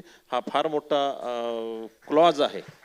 आणि येत्या काळामध्ये, येत्या वर्षामध्ये आत्तापर्यंतच्या इतिहासात जेवढ्या या कारवाया झाल्या नाहीत 64A मध्ये, एवढ्या आपल्याला पुढच्या वर्षीपर्यंत बघायला मिळतील असं मी निश्चित सांगू शकतो. मी ॲड करू का थोडं? मला एक ॲडिशनल गोष्ट सांगायची, जो पर्सनल अनुभवातनं, म्हणजे मी आसाम, अरुणाचल प्रदेश, पंजाब अशा वेगवेगळ्या राज्यांमध्ये ड्रग्सच्या अनुषंगाने कामाशी माझा संदर्भ येतो. मला फक्त त्याची भयावहता काय आहे ते सांगायचे. म्हणजे पंजाब गव्हर्नमेंट बरोबर मोगा नावाच्या एका डिस्ट्रिक्टमध्ये आम्ही कम्युनिटी बेस्ड डिॲडिक्शनचा पायलट करतोय. या एका जिल्ह्यामध्ये, जो साधारण 10 लाख पॉप्युलेशनचा जिल्हा आहे, त्या जिल्ह्यामध्ये जवळजवळ 10,000च्या आसपास ड्रग्सचं व्यसन करणारी मुलं आहेत. आणि तिथल्या व्यसनमुक्ती केंद्रामध्ये ज्यावेळेला आपण जातो त्यावेळेला शब्दशः तिथे बसायला सुद्धा जागा नाही. म्हणजे एका व्यसनमुक्ती केंद्रामध्ये जिथे 100 बेडची कपॅसिटी आहे, तिथे 350-400 अशी मुलं आहेत. अख्ख्या पंजाबमध्ये मिळून जवळजवळ 7 लाख लोक ही ड्रग्सच्या आहारी, आपल्याकडे दारू आणि तंबाखूचा आपण विचार करतो, किंवा अरुणाचल प्रदेशमध्ये, म्हणजे भारतामध्ये जर ड्रग्सचं प्रमाण हे 0.5च्या आसपास आहे, 0.2, 0.5च्या आसपास. अरुणाचल प्रदेश, नागालँडमध्ये ते 6 to 7% एवढा त्याचा प्रिव्हॅलन्स आहे. म्हणजे तुम्ही अरुणाचल प्रदेशमध्ये इटानगरला अशी परिस्थिती की संध्याकाळी तुम्ही जर बाहेर पडलात तर तुम्हाला रस्त्यावर झिंगणारी नशेच्या ह्याच्यातली मुलं दिसतात. म्हणजे एक तरुण पिढीच्या पिढी त्यांनी पूर्ण, आणि हे आता जवळजवळ गेली 15 वर्ष आम्ही नॉर्थ ईस्टमध्ये काम करतो. आमच्या नजरेसमोर मी हे बघितलेलं आहे की दारू पिणारी पिढी, म्हणजे हे फार अनयुज्युअल आहे की दारू पिणारी लोक ही ड्रग्सकडे शिफ्ट झाली. म्हणजे 50 किंवा 100 रुपयामध्ये आसाममध्ये तुमच्या घराच्या शेजारी ड्रग उपलब्ध आहे. इटानगरमध्ये 50 किंवा घरी आणून तुम्हाला ड्रग दिलं जातं. आणि दारू पिणारी माणसं ड्रगवरती शिफ्ट झाली, ही किती अनयुज्युअल गोष्ट आहे. तर हे सगळं बॉर्डरिंग स्टेटमध्येच घडतंय. काश्मीर, हिमाचल प्रदेश, अरुणाचल. आणि म्हणजे याचं आपण गांभीर्य लक्षात घ्यायला पाहिजे. आणि ते 10 वर्षापूर्वी जे तिथं घडलेलं आहे ते पुढच्या 5-7 वर्षांमध्ये इथे येणार आहे. म्हणून ते आत्ता आपल्याकडे तुम्ही गेल्या 2 वर्षात बघितलं तर कोटी रुपयाचे ड्रग्सचे हे सापडत आहेत. म्हणजे ती सुरुवात आहे ते मेन लँडमध्ये पेनिट्रेट करायची. म्हणून त्याचं गांभीर्य आपल्याला अनेकदा इथे बसून फक्त ह्याच्यामध्ये, म्हणजे मला तिथं गेल्याशिवाय जाणवलं नव्हतं की आपल्याला उडता पंजाब म्हणजे काय म्हणतात, तर तिथे ऍक्च्युली उडता पंजाब आहे. तर इतकं गंभीर आहे ते. ताई, मी थोडंसं सरांच्याच मुद्द्याला ॲड करतो, फक्त गांभीर्य लक्षात येण्याकरिता. 2022 साली महाराष्ट्रामध्ये NDPSच्या 1841 केसेस झाल्या. 2023 मध्ये त्याच केसेस 2830 झाल्या, 2830. 2024 मध्ये 2738, स्लाइट डिफरन्स. 2025 मागच्या वर्षामध्ये याच केसेस 3659 एवढ्या झाल्या. केसेस वाढतात याचा अर्थ नार्कोटिक्स सबस्टन्सेसचं प्रमाणही समाजातलं वाढत आहे. आणि या फक्त NDPSच्या म्हणजे स्टोरेज स्मगलिंगच्या केसेस आहेत. कन्झम्पशनच्या केसेसचा जर विचार केला त्याचाही ट्रेंड सुमारे तसाच आहे. 2022 साली किंवा 21 साली 8,500 असणाऱ्या केसेस 2025 साली 14,000 झाल्या. व्हॉल्यूम आपल्याला लक्षात यावा फक्त की आपल्या पुढचं चॅलेंज असणार आहे काय, प्लीज. आणि सर, ह्याच्यामध्ये आम्ही एक कारण म्हणतो केसेस वाढल्याचं, की आता पोलीस पण जास्ती दक्षतेने हे पकडतायत किंवा या केसेस आता अधिक प्रभावीपणे केल्या जात आहेत. एकूणच आम्ही असं बघतो की ह्या बाबतीत सगळेच जण खूप सिरियसली ह्या केसेस किंवा हा प्रॉब्लेम घेत असतात. आता जसा पंजाबचा उल्लेख आला, काही वर्षापूर्वी पंजाबमधला जो तरण जिल्हा आहे, तर तिथलं व्यसनमुक्ती केंद्र तयार करून तिथला ट्रेनिंग देण्याची मुक्तांगणवरती जबाबदारी होती. आणि आम्ही तिथे अनेक व्हिजिट्स केल्या, सोनाली पण होती बरोबर, आणि आम्ही तिथे राहून ते व्यसनमुक्ती केंद्राची पूर्ण आखणी त्यांना करून दिली. आणि तेव्हा आम्हाला एवढं वाईट वाटायचं, बघवायचं नाही की इतक्या छोट्या वयातली मुलं किती ते व्यसनाच्या आहारी गेलेत, उद्ध्वस्त झालेली गावच्या गावं आम्ही पंजाबमध्ये तेव्हा बघत होतो. तर एकूणच म्हणजे अजूनही ती तीव्रता कमी झाली असं काही वाटत नाहीये. आणि या बाबतीत आत्ता हा पण एक मुद्दा आला की उपलब्ध होतंय, तू जसं म्हणालास की घरी आणून देत आहेत, किमती आता कमी झालेल्या आहेत त्याच्या. तर या संदर्भातच आनंद, मला तुला प्रश्न विचारायचा आहे की आनंदचे जे बाबा आहेत डॉक्टर अभय बंग, व्यसनमुक्तीच्या क्षेत्रात काम करणारे सगळेच लोक त्यांना एक गुरुस्थानी बघत असतात. आणि त्यांचं एक वाक्य खूप मला महत्त्वाचं वाटतं, व्यसनाधीनतेचा प्रश्न वाढण्याचं एक कारण असं आहे की उपलब्धता त्याची. जे व्यसन सहजगत्या उपलब्ध आहे त्या व्यसनाचं प्रमाण वाढतं. तर ह्या बाबतीतला तुझा काय अनुभव आहे की उपलब्धता आणि वाढती व्यसनाधीनता यांचा कसा परस्पर संबंध आहे? मुक्ता, तू समजा ऑफिसमधनं घरी आलीस आणि तू घरामध्ये एंट्री केली आणि किचनमध्ये गेलीस आणि किचनमध्ये तू बघितलं की पूर्ण सगळीकडे खालती पाणी जमा झालेलं आहे आणि पाण्याचा नळ सुरू आहे किचनमधला, साईडला एक मॉपही आहे. आता हे जे जमा झालेलं पाणी साफ करायचं असेल तर तू पहिले काय करशील? छान, तू जर म्हणाली असती की पाणी खालचं साफ करीन तर हमीदकडेच जावं लागलं असतं. त्यामुळे तो पाण्याचा नळ न बंद करणारे जगभरामध्ये ग्लोबल कन्सेन्सस आहे आणि जागतिक आरोग्य संघटनेचं सुद्धा स्पष्ट प्लॅनिंग आहे. 56 देशांनी त्याच्यावरती ॲक्सेप्टन्स केलेलं आहे की जगामधली दारूचा सप्लाय कमी केला पाहिजे. European Union, France, Italy, Russia, अट्टल बेवडे दारुडे देशांनी त्याच्यामध्ये ॲग्रीमेंट केलं आहे की आम्हाला आमची दारू 50% कमी करायची आहे. त्यामुळे सप्लाय कमी करणं भागच, नंबर 1. नंबर 2, 70 नंतर महाराष्ट्रामध्ये दारू अधिकाधिक जी वाढवली गेली त्याचा फायदा झाला कोणाला? 1, दारू उत्पादक. 2, दारूचे कारखाने ज्यांच्याकडे आहेत. 3, लायसन्सेस ज्यांच्याकडे आहेत. देणारे अधिकारी आणि नेतृत्व आणि पिणारे शौकीन. याचा बाकी जनतेला काहीही उपयोग झालेला नाही. आणि तिसरं की दारू कमी न करता ती राहू द्यावी या बाबतीत जो सतत समाजामध्ये रेझिस्टन्स दिसतो. मी आता जरा कटू बोलणार पण मी या निर्णयात आलोय. याच्यामध्ये 4 पद्धतीचे लोक असतात. सन्मान्य अपवाद काही वगळू आपण त्याच्यातले. नंबर 1, जे सप्लाय कमी करण्याला विरोध करतात त्यांच्यापैकी नंबर 1 आहेत ज्यांना दारूचं विज्ञान आणि अर्थशास्त्र आणि आरोग्य हे समजून न घेण्याचा बौद्धिक आळशीपणा आहे. नंबर 2, दारूचा परिणाम काय होतो हे न समजण्याची भावनिक अनास्था आहे.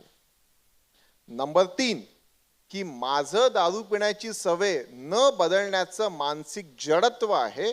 आणि 4थं, स्पष्ट दारूमध्ये ज्यांना स्वतःचे आर्थिक इंटरेस्ट आहे. या 4 पद्धतीचे लोक हे दारूचा सप्लाय कमी न करण्याला सातत्याने म्हणत असतात. त्यामुळे यांचं भ्रम आणि निर्माण करण्याची पद्धत आपण अगदी समजून घ्यावी. आणि हे लोक पुढे कसं आणखी पण म्हणतात. आता पुढे गडचिरोलीचा उल्लेख. गडचिरोलीमध्ये एक तिथले काही पुरुष टिपिकल असं आर्ग्युमेंट द्यायचे, आमच्या आदिवासींची दारू पिण्याची संस्कृती आहे. पहिली गोष्ट, एखादी गोष्ट संस्कृतीत आहे म्हणून ती सुरू ठेवलीच पाहिजे असं असतं तर आपण सगळ्यांनी अश्मयुगीन मानवच राहायला पाहिजे होतं. इथे येण्याची गरजच नव्हती. उत्क्रांती कशाला व्हावी आपली मग?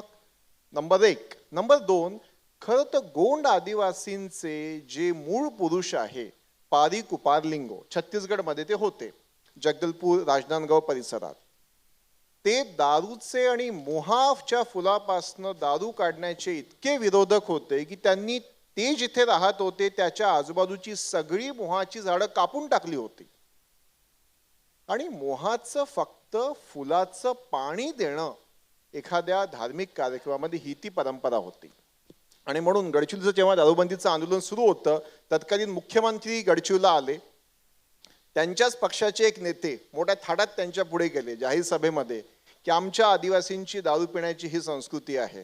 तिथलीच एक आदिवासी बाई, आता खेड्यातल्या म्हाताऱ्या बाया अत्यंत फटकळ बोलतात, कोणाचीही काहीही हयगय ठेवणार नाही. त्या उठल्या, त्यांनी त्या शॅमेलिऑन पुढाऱ्यांची कॉलर पकडली आणि म्हणाला, तू मला काय सांगतो रे, तू शेंबडं पोर होतं तेव्हापासून तुला बघतोय मी, काही आमच्या आदिवासीमध्ये ही दारू पिण्याची संस्कृती नाही.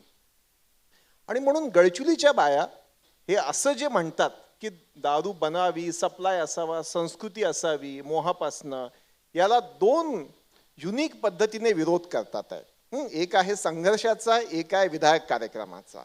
संघर्षाचा विरोध असा की जिल्ह्यामधल्या महिलांनी ठराव पारित केले आहे प्रत्येक गावात आणि प्रत्येक निवडणुकीमध्ये, जो पाजील माझ्या नवऱ्याला दारू त्याला आम्ही निवडणुकीत पाडू.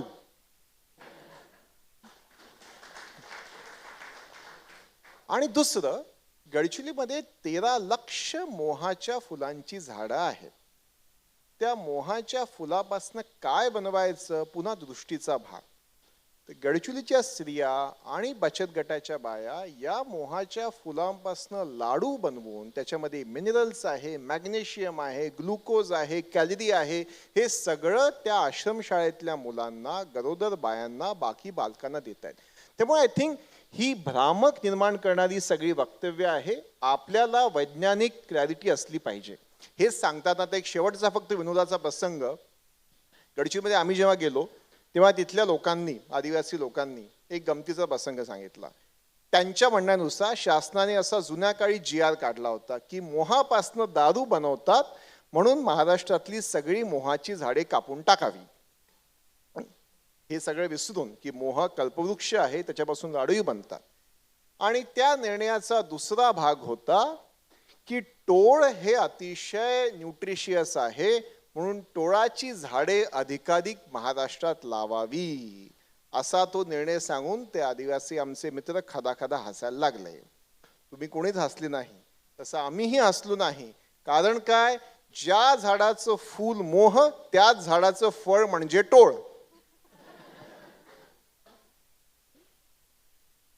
त्यामुळे या सप्लाय आणि या सगळ्या भ्रमी त्याच्यापासून आपण दूर राहणं हीच खरं तर मार्ग.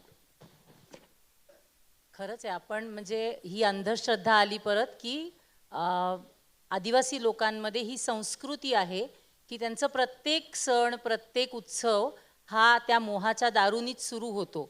हा परत अंधश्रद्धेचा भाग झाला. हमीद, परत एकदा तुझ्याकडे येते. मगाशी तरुण पिढी किंवा नागालँडमध्ये किंवा या सगळ्या ठिकाणी ज्या पद्धतीने तरुण पिढीला ड्रग्जमध्ये किंवा अल्कोहोल या सगळ्या गोष्टी मिळत आहेत, तर तरुण म्हणताना आपल्या डोळ्यासमोर 20, 22, 25 असं साधारण वय येतं. पण आता सध्या आम्ही जे बघतोय किंवा मुक्तांगणमध्ये सुद्धा 14, 15, 16 या वयाची मुलं सुद्धा ॲडमिट होतात. तर त्या बाबतीत तुझा अनुभव काय आहे?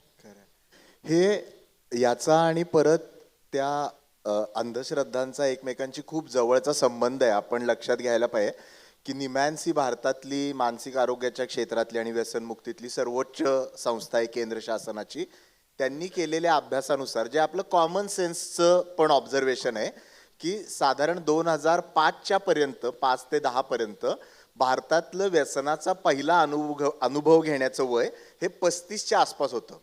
म्हणजे लग्न झालं, संसार झाला, मुलं व्हायला लागली, आता थोडीसं सेटल झालंय, मग घ्यायला काही हरकत नाही, ही साधारण आपल्या इथली संस्कृती होती त्यावेळीची. आणि जी गेल्या 15-20 वर्षामध्ये झपाट्याने खालती येत येत व्यसनाचा पहिला अनुभव घेण्याचं वय हे दारूसाठी, हे जसं तुम्ही म्हटलात तसं ते 15-16 वयापर्यंत आलेलं आहे. तंबाखूसाठी त्याच्या पण खालती 9-10 पर्यंत गेलेलं आहे. आणि याच्या पाठीशी मला वाटतं एक खूप महत्त्वाचा समज जो जाणीवपूर्वक पसरवला गेला आणि जो मगाशी आनंद म्हणत होता त्याशी पण संबंधित आहे, आणि ज्याला जगभरातल्या जागतिक आरोग्य संघटनेपासून अनेक संघटना जबाबदार आहेत, ते म्हणजे की दारू पिण्याची सेफ्टी लिमिट असते, व्यसन करण्याचं सेफ्टी लिमिट आहे. तर ही अतिशय म्हणजे ही अंधश्रद्धा पसरवायला जागतिक आरोग्य संघटना पण जबाबदार आहे की. आणि आता गेल्या काही वर्षांमध्ये जगभरात असे भरपूर अभ्यास झालेले आहेत की दारूचा पहिला थेंब, व्यसनाचा पहिला अनुभव हा देखील तितकाच घातक आहे की त्याच्यामुळे तुम्हाला व्यसनाधीन होण्याची शक्यता वाढते, तुम्हाला कॅन्सर होण्याची शक्यता वाढते काही ठराविक. त्यामुळं व्यसनाचं सेफ लिमिट नावाची काही गोष्ट नाही. आणि मग सेफ लिमिट असेल तर मग थोडंसं करून बघायला काय हरकत आहे. आणि मग यातून ते जे संस्कृती निर्माण झालेली आहे त्या संस्कृतीचा ह्याच्याशी तरुण मुलांच्या ह्याच्याशी खूप जवळचा संबंध आहे. ॲडव्हर्टाइजमेंटचा खूप जवळचा संबंध आहे. या तुम्ही जाहिराती कशा पद्धतीनं केल्या जातात हे आपण बघितलं ना तर त्याचे स्लोगन जरी आपण बघितले ना तर खूप जमेगा रंग जब मिल बैठेंगे 3 यार आप मैं और बैक पाइपर. आता 2 यार असतील तर रंग नाही जमत, त्याच्यामध्ये लुब्रिकेशन पाहिजे बॅक पायपरचं. हे जाहिरातीने आपल्यावरती ठसवलेलं आहे किंवा त्या मैत्रीच्या ये नंबर 1 यारी आहे. ही जाहिरात बघितली तर ते एका अपंग मुलाला फिरायला बरोबर घेऊन जातात आणि तो त्यांच्याबरोबर दारू पिण्याचं प्रमोट करण्याची जाहिरात आहे आणि ते मजा करतात एकमेकांबरोबर. तर हे कल्चर जे पसरवलं गेलं आहे याचा मला वाटतं तरुण मुलांच्या मध्ये प्रचंड मोठा परिणाम झालेला आहे. दुसरा अतिशय महत्त्वाचा परिणाम दारूच्या सहज उपलब्धीचा आहे की जे आकडे आहेत म्हणजे ज्या वेळेला मला आठवते की 95-96 साली ज्या वेळेला याची मांडणी केली जायची त्यावेळेला डॉक्टर अभय बंग, माझे बाबा हे एक आकडेवारी द्यायचे की महाराष्ट्रातल्या दारूपासून मिळणारं उत्पन्न हे साधारण 1000 किंवा 1500 कोटीच्या आसपास आहे आणि हे तुम्ही बंद नाही केलं तर टप्प्याटप्प्याने कमी करा. आजचा काय आकडा आहे तुम्हाला माहिती आहे का? या वर्षी महाराष्ट्राला दारूपासून मिळालेलं उत्पन्न किती आहे? 30,000 कोटी. म्हणजे 1,500 कोटीपासून 30,000 कोटीपर्यंत आपण जे गेलो त्याच्यासाठी टार्गेट दिली जातात कलेक्टरला लेखी की मागच्या वर्षी तुमच्या जिल्ह्यामध्ये दारूचा खप 100 कोटी होता, यावर्षी 150 कोटी करणे. हसण्याची गोष्ट नाहीये. ते 150 कोटी करायचं असेल तर कोणी प्यायला लागली पाहिजे? तर ती स्वाभाविक आहे की 35च्या वरचे पितायत ना. जो वर्ग तुम्हाला अवेलेबल नव्हता ते तुम्ही पुश केलं तर तो तुम्हाला 15 ते 35 मधला वर्ग उपलब्ध झाला. दुसरा जो उपलब्ध नव्हता तो महिला आहेत. त्यामुळे हे अजिबात ॲक्सिडेंटनी घडलेलं नाहीये. हे अतिशय व्यवस्थित डिझाईननी घडलेल्या गोष्टी आहेत. हे आपण समजून घ्यायला पाहिजेत आणि त्याच्यातनं तरुणाईपर्यंत हे व्यसन झिरपायला लागलंय. आणि दुसऱ्या बाजूला त्याला मिळालेली समाजाची मान्यता की ती जोपर्यंत तोडली जात नाही म्हणून अनिसनी जो उपक्रम चालू केला त्याच्यामध्ये एक उपक्रम होता की चला व्यसन बदनाम करूया. म्हणजे व्यसन जे ज्याला समाज मान्यता मिळाली मुलाला काही चुकीचं वाटतच नाही त्याच्यामध्ये तर तो नाही घेणार कसं? आणि पालकच जर घरामध्ये व्यसन करत असतील तर ते कुठल्या तोंडाने त्याला सांगणार की बाबा रे तू व्यसन करू नकोस? तर सांस्कृतिक म्हणजे ज्याला आर्थिक संदर्भ आहेत तसे सांस्कृतिक संदर्भ देखील आहेत. थांबण्याआधी मी एक छोटंसं गंमतशीर गोष्ट सांगतो की सायको सोशली जगातल्या संस्कृती 3 प्रकारे विभागल्या जातात दारूच्या संदर्भात. एक आहे ज्याला रिस्ट्रिक्टिव्ह कल्चर म्हणतात म्हणजे सौदी अरेबिया, मुस्लिम देश की जिथे दारू पिणं निषिद्ध आहे. दुसरी आहे ज्या परमिसिव्ह संस्कृती म्हटल्या जातात जिथं दारू प्यायला म्हणजे जे मगाशी आनंद म्हटला तसं फ्रान्स, युरोपियन देश जिथे दारू पिणं हे कल्चरचा भाग होता. आणि तिसऱ्या आहेत ज्यांना म्हटलं ॲम्बिव्हॅलंट कल्चर म्हणजे ज्यांना नक्की खात्री नाही की दारूला कसं अप्रोच करावं, प्यावी का नाही प्यावी, प्यावी का नाही प्यावी, अशा ह्याच्यामध्ये आपण येतो सगळे. त्यामुळे आपल्याकडची पिण्याची पद्धत देखील जी आहे ना युरोपमध्ये बसून थोडं थोडं पितात. आपल्याकडे गल्पिंग आहे म्हणजे कोणी बघताय का नाही गप्पा गप्पा गप्पा पितात लोक आणि पुढे चालतात. आता ह्याचा संदर्भ तुम्ही लक्षात घ्या की हे कल्चर बदलून आपल्याकडे गेल्या काही वर्षात जाणीवपूर्वक परमिसिव्ह कल्चर आणलं गेलेलं आहे की त्याच्यामुळं घ्या तुम्ही, काही हरकत नाही, थोडी थोडी घ्या. आणि याच्या संदर्भात एक गोष्ट आपल्याला माहिती पाहिजे की जर तुम्ही 25 वयाच्या आधी व्यसनाचा पहिला अनुभव घेतला नसेल तर तुम्ही व्यसनाधीन होण्याची शक्यता 75% कमी होते. हे कितीतरी महत्वाची बाब आहे कारण तोपर्यंत तुमची पर्सनॅलिटी फॉर्म झालेली असते.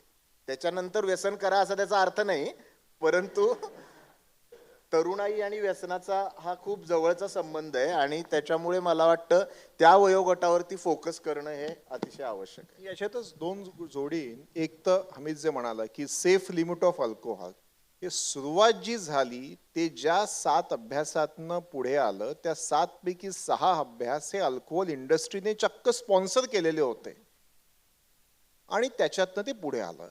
सातत्याने ग्लोबल बर्डन ऑफ डिझीज जगातला सगळ्यात मोठा अभ्यास त्याने हे दाखवलेलं आहे की जेवढं दारूचं सेवन कमी केलं जातं तेवढं risk of disease, death and disability कमी कमी होत जाते आणि ती सगळ्यात कमी 0 वरती आहे. त्यामुळे the only safe limit for alcohol is 0 हे लान्सेटचं एडिटोरियल आहे. त्यामुळे जर आज इथून काही मेसेज घेऊन जायचं असेल तर मी म्हणेन की 0 alcohol is the only safety limit. आणि US सर्जन जनरलने सुद्धा हे अगदी स्पष्ट म्हटलेलं आहे. नंबर 1. नंबर 2, दारूपासनं पैसा आणि त्या पैशाचा विधायक जनकल्याणासाठी उपयोग ही एक अत्यंत आवडीची गोष्ट सगळ्या राज्यकर्त्यांची आहे. आणि त्याच्यामध्ये सतत आर्ग्युमेंट दिले जातात ते बिहारच्या प्रोहिबिशनला नावं ठेवण्यापासून पूर्ण. भारतीयातल्या राष्ट्रीय संघटनांनी जो अभ्यास केला त्याच्यामुळे दरवर्षाला भारतातल्या राज्य सरकारांचं दारूचं एक्साईज इन्कम जवळपास 2,70,000 कोटी ते 3 लक्ष कोटी. दर 2011 ते 2050 या 40 वर्षामध्ये हा सगळा एक्साईजचा इन्कम वगळता तुम्हाला आम्हाला आणि पूर्ण भारताला दारूची किंमत किती चुकवावी लागेल माहित आहे? 98 लक्ष कोटी. त्याच्यामुळे काही तुलनाच नाही आहे की दारूमधलं एक्साईज इन्कम किती आणि दारूची समाजाला कितपत चुकवावी लागतं. त्यामुळे त्यांनी स्पष्ट म्हटलेलं आहे की खरं तर दारू जर कमी केली किंवा हद्दपार केली तर भारताचा GDP ग्रोथ रेट हा 1.5% ने वाढेल. म्हणजे 6.5चा 8% होईल. विकसित भारत व्हायला खरं तर सगळ्यात चांगलं कुठलं इंटरव्हेन्शन असेल तर हे आहे, हे सगळ्यात पहिले समजावं. आणि दुसरं मी म्हणेन की एवढं जर विधायक जनकल्याणासाठी दारूपासनं पैसा असेल तर लावावा भ्रष्टाचारावरती 18% GDP, आपलं GST, पैसाच पैसा.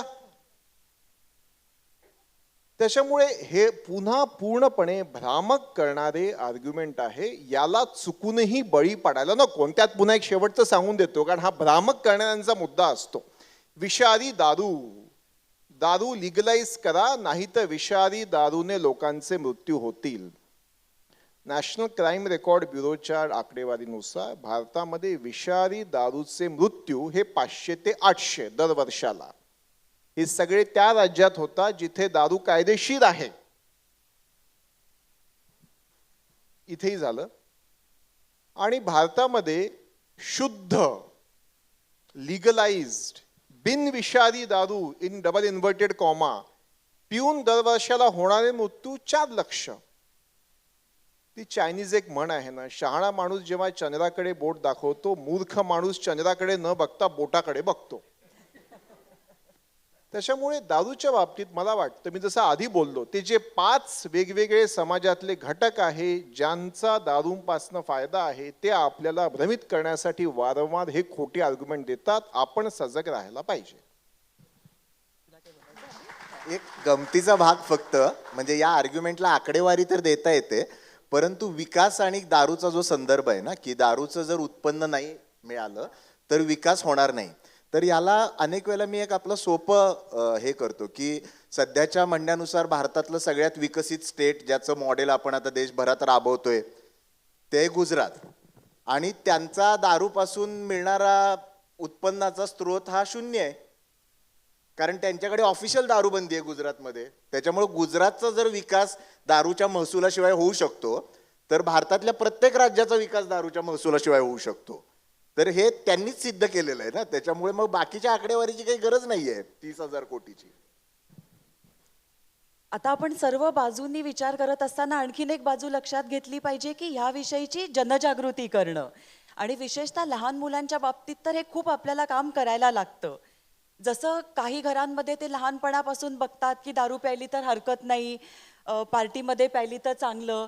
तर आपण हा उलटा प्रचार सुद्धा करणं खूप आवश्यक आहे की त्याचे होणारे दुष्परिणाम तुम्ही का करू नका, त्याच्यापासून तुम्ही कसे दूर राहा. तर हे काम तर सतत मुक्तांगणतर्फे केलं जातं. तर आपण जे बघतोय की नाविन्यपूर्ण उपाय, तर आम्ही नुकताच एक नाविन्यपूर्ण उपाय असा सुरू केलेला आहे. SSC आणि HSC बोर्ड जे आपलं आहे ते आणि मुक्तांगण, आम्ही एक हेल्पलाईन आता 10वी-12वीच्या मुलांसाठी नुकतीच सुरू केलेली आहे. तर SSC बोर्डचे दीपक माळी येणार होते. हां सर, तुम्ही जर का पुढे आलात तर आपल्याला पोस्टर फक्त सगळ्यांना दाखवायचं आहे.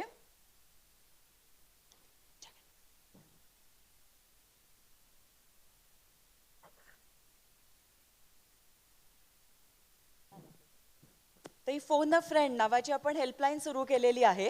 तर 10वी 12वी किंवा कुठल्याही तरुण मुलांना शाळेत कॉलेजमध्ये जाणाऱ्या व्यसनाविषयी ताणतणावांविषयी कुठलीही शंका असेल तर ते ह्या हेल्पलाईनवरती फोन करू शकतात. आणि हा आता ऑनलाईन किंवा प्रत्यक्ष जाऊन आम्ही सतत आता कॉलेजेस आणि शाळांमध्ये SSC बोर्डच्या सहकार्याने हे प्रोग्राम्स आता आम्ही सुरू केलेले आहेत. तर सर तुम्हाला याविषयी काही 2 मिनिटं सांगायचं आहे का?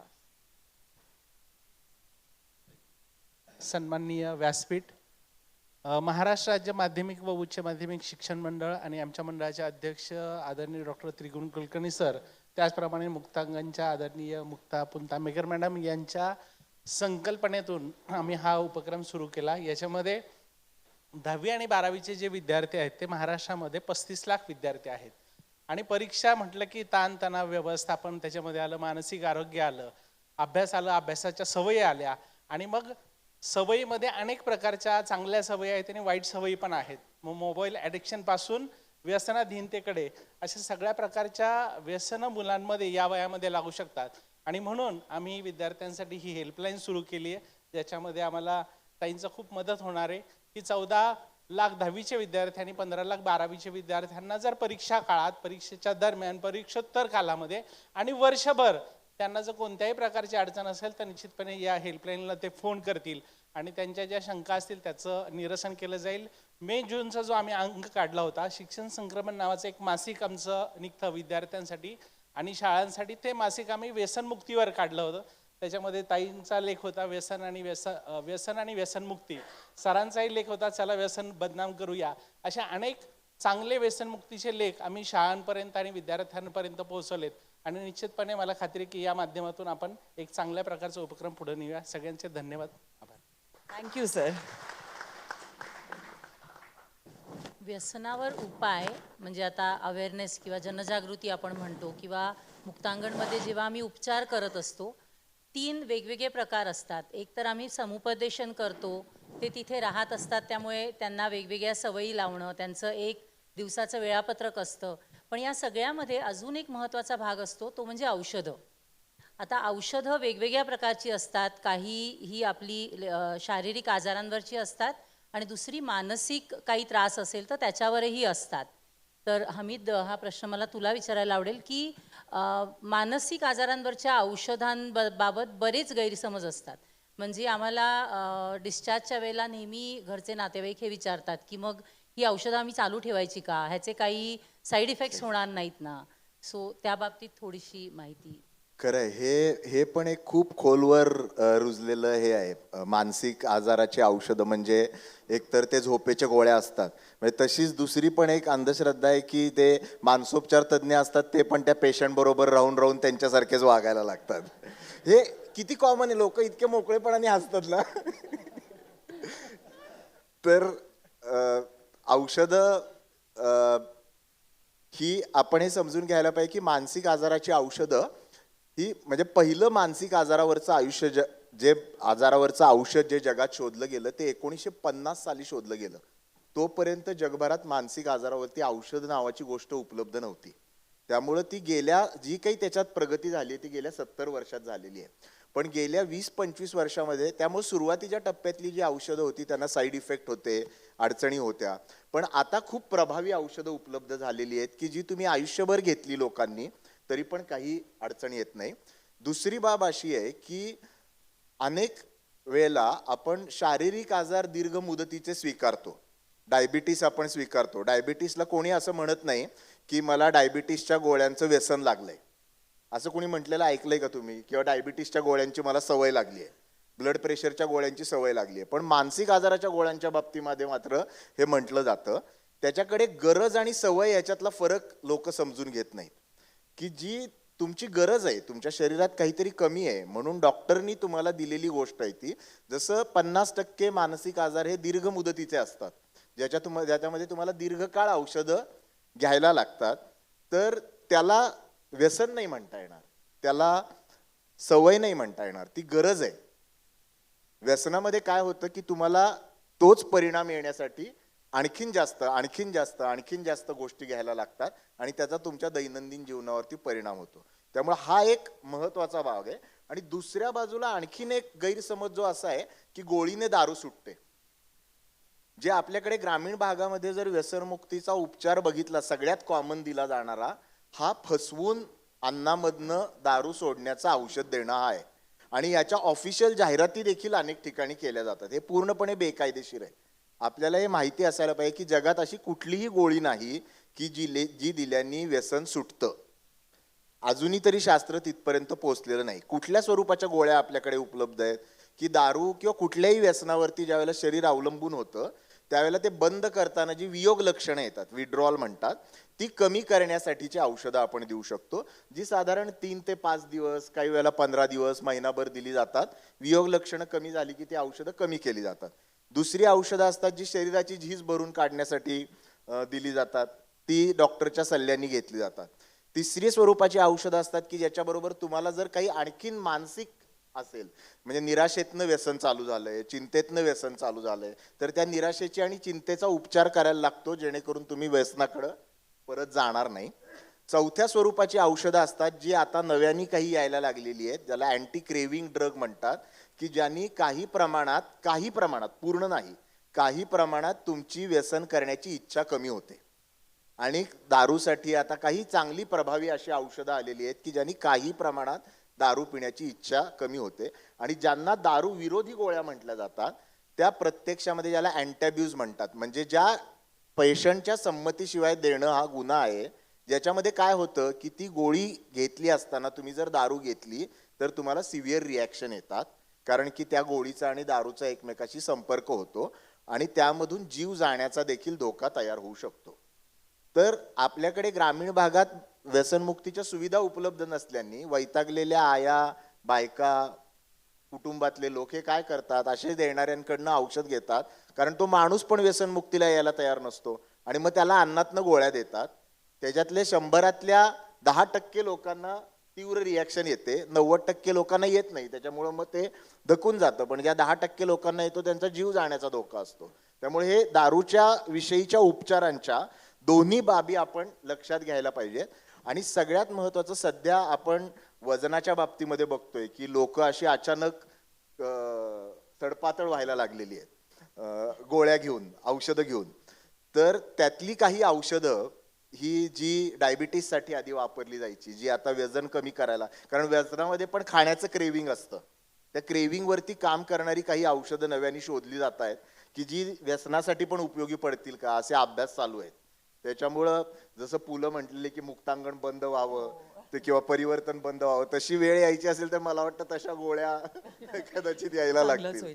पण एकूणच आम्ही बघतो की जे अँटी क्रेविंग ड्रग्ज आहेत तर ती बऱ्यापैकी आता इफेक्टिव्ह होत आहेत, जर का व्यवस्थित वैद्यकीय सल्ल्यानी दीर्घकाळ ती घेतली तर उपचारांमध्ये अर्थातच काउन्सेलिंग आणि त्याचबरोबर औषधोपचार आणि नंतरचा फॉलोअप हे सर्व योग्य पद्धतीने केलं तर व्यसन सुटू शकतं.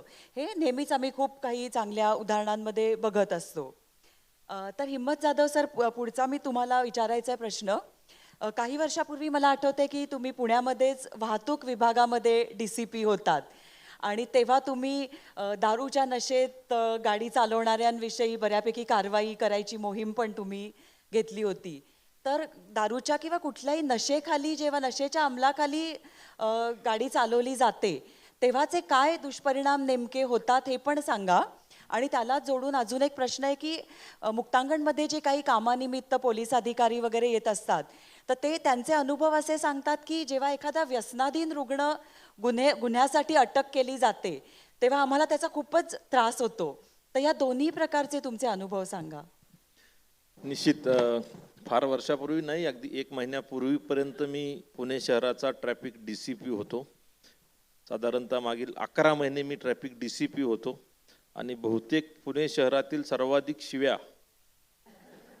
जर कोणाला बसत असतील तर ते ट्रॅफिक DCPला बसतात. म्हणजे मी माझ्या काही अशाच मुलाखतींमध्ये सांगितलं की माझे आजोबा माझ्या दररोज स्वप्नात येतात आणि ते मला विचारतात की अरे नक्की तू काय काम करतोयस, लोक एवढी आमची आठवण आता प्रकर्षानं का काढतायत. आपल्या पुण्याचं ट्रॅफिक त्या दर्जाचं, त्या स्तराचं आहे. ओघानं आलं म्हणून सांगितलं, कारण आपलं पुणे जगामध्ये ट्रॅफिकच्या बाबत 4th लार्जेस्ट कंजेस्टेड सिटी, जगातील 4थी सर्वाधिक कंजेस्टेड शहर आणि भारतातील 2 नंबरचं कंजेस्टेड शहर आहे, ज्याची कॅरेज विड्थ किंवा व्हेकल टू कॅपॅसिटी रेशो जो 1च्या खाली असला पाहिजे तो आपला 1.6च्या वर एवढा आहे. आणि भविष्यात किंवा नजदीकच्या काळामध्ये त्यातून सुटका होईल असं मला वाटत नाही, परंतु तो आता ओघानं आला म्हणून विषय सांगितला फक्त. ताई, आपण जे म्हणालात की दारूच्या बाबत मागच्या 10 महिन्यामध्ये किंवा मागील 1 वर्षामध्ये आम्ही फार मोठ्या प्रमाणावर पुणे शहर वाहतूक शाखेनं प्रचंड मोठ्या प्रमाणावर दारूच्या ड्रंक अँड ड्राईव्हच्या केसेस करण्यास सुरुवात केली. इस्पेशली जे आपले एरियाज आहेत, सोफिस्टिकेटेड एरिया आहेत, यातील फार कमी अशी लोक आहेत ज्यांच्यावर आम्ही केसेस केल्या की त्यांना आर्थिक चणचण होती, नैराश्य आलं होतं, आयुष्यात काहीतरी देवदासीकरण झालं होतं, असं कुणी नव्हतं यातलं. हे सर्वजण हौसे गौसे नवसे, फक्त एक status of living, symbol of living म्हणून वाहन चालव दारू पिणे हा त्यांनी धर्म समजला होता आणि त्यातून ते जाता येण्याकरता वाहनाचा वापर करणारे असे स्पेशली आपल्याकडचे काही स्पेसिफिक एरियाज आहेत. अगदी राजा बहादूर मिल असेल, कल्याणी नगर असेल, विमाननगर असेल, केपी असेल, स्पेसिफिक इलाके आहेत ज्या ठिकाणी शुक्रवारी, शनिवारी आणि रविवारी सायंकाळी 8 नंतर रात्रीच्या 2, 2:30, 3, 4 पर्यंत चहलपहल राहते आणि बऱ्याच अंशी यामध्ये तरुणांचा समावेश जास्त आहे. आम्ही मोठ्या प्रमाणावर यामध्ये केसेस केल्या. केसेसला तात्काळ न्यायालयात हजर करणं, त्यांच्याकडून फाईन भरून घेणं, कोर्टात खटला पाठवणं, या गोष्टी आम्ही करण्याचा प्रयत्न केला, परंतु तरीही ट्रेंड कमी होत नाही, वाढत चालत आहे. आणि आपण जे म्हटले मागाशी जो विषय आला होता, फार सुंदर विषय हमीद सरांनी मांडला की लिमिट, नो लिमिट कायद्यानं 30 mgच्या पुढे जर रक्तामध्ये तुमच्या पर 100 mg 30 mgच्या पुढे जर आलं तर ते म्हणायचं की अंडर इन्फ्लुएन्स आहे आणि त्याच्यावर खटला दाखल करायचा. 30च्या खाली आला तर नो प्रॉब्लेम कायद्यातलं तुम्हाला सांगतो. पण याच्यामध्ये सोबत आणखीन एक पैलू चांगला आहे की बॉम्बे प्रोहिबिशन ऍक्ट, मुंबई दारूबंदी दारू निषेध अधिनियम असेल आणि NDPS ऍक्ट, याच्यामध्ये ही फरक आहे. एक NDPS मध्ये तुम्हाला ते लिमिट नाहीये. तुमच्या ताब्यामध्ये तुम्ही प्रोडक्शन केलं, तुमच्या कन्झ्युमेशन मध्ये आलं, कितीही असो, मग पॉईंट नॉट जरी असलं, यू आर कल्प्रिट. दारूमध्ये थोडासा तो स्पेस दिलेला आहे. कदाचित शासनाला वाटत असेल की मगाशी सांगितल्याप्रमाणे दारूबंदी खात्याला दारू विक्री वाढवण्याचं चॅलेंज आणि आमच्या पोलीस खात्याला मद्यपान प्रोहिबिशन ऍक्टमध्ये काम करण्याचं चॅलेंज एकाच नाण्याच्या 2 बाजू. जसं सांगितलं त्यांनी, तोडाचं फळाची लागवड करा आणि फुलांची झाडं ठेवू नका, सेम तोच प्रकार असावा. परंतु अलीकडच्या काळामध्ये शहरांमध्ये, विशेष करून मेट्रोपॉलिटन सिटीजमध्ये ताई, हे प्रमाण दारू पिऊन गाडी चालवणाऱ्यांच्या प्रमाणासोबतच आपल्याला अंमली पदार्थाच्या अंमलाखाली गाडी चालवणाऱ्यांचं प्रमाण वाढत आहे. आणि निश्चित आपल्याकरता पुढील काळामध्ये हे चॅलेंज असणार आहे, कारण दारू पिणाऱ्याचं पकडणं फार सोपं आहे. अगदी आमच्याकडचे अनुभवी लोक तर नुसतं तोंड बघितलं, डोळे बघितले आणि वास घेतला तरी सांगतात की ही इज अंडर इन्फ्लुएन्स. परंतु नार्कोमध्ये प्रॉब्लेम असा आहे की नार्कोमध्ये आपल्याला समजत नाही आणि टेस्ट आहेत त्या खूप सोफिस्टिकेटेड आणि कॉस्टली आहेत. 2,500-3,000 3,000 रुपयाचं किट आहे, ज्याच्या एका किटमध्ये एका व्यक्तीनं कन्झम्पशन केलेलं आहे किंवा नाही हे कळू शकतं. दारूबाबत तसं नाही, 11 रुपयाची फुंकर मारली की पास नापास लगेच. तर त्यामुळे येणाऱ्या काळामध्ये हे अंमली पदार्थांचं चॅलेंज आहे शहरांमध्ये, विशेष करून. अजून ग्रामीण भागामध्ये तेवढा प्रसार नाहीये, परंतु शहरांमध्ये आपल्या पुढचं हे चॅलेंज निश्चितच आव्हानात्मक असणार आहे. हे खरं तर अजून बऱ्याच गोष्टी सर मला माहिती ह्याच्यामध्ये तुम्ही सांगू शकाल, पण थोडंसं पुढे जाऊयात. खरं तर मी जो प्रश्न विचारणार आहे आनंदला, त्याविषयी त्यांनी बऱ्यापैकी सांगितलंय, पण तरी थोडंसं की ह्या व्यसन किंवा या सगळ्याविषयी बरेच चर्चासत्र चालू असतात.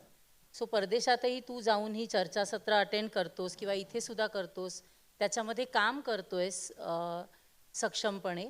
तर पुढे जाऊन ही समस्या किती गंभीर होऊ शकते ह्याविषयीचं तुझं मत, आणि थोडंसं त्याच्यातच अजून की या सगळ्याबरोबर गडचिरोलीमध्ये निर्माण हे जे एक युवकांसाठी एक प्रोजेक्ट केलं जातं, तर त्याविषयी थोडीशी माहिती.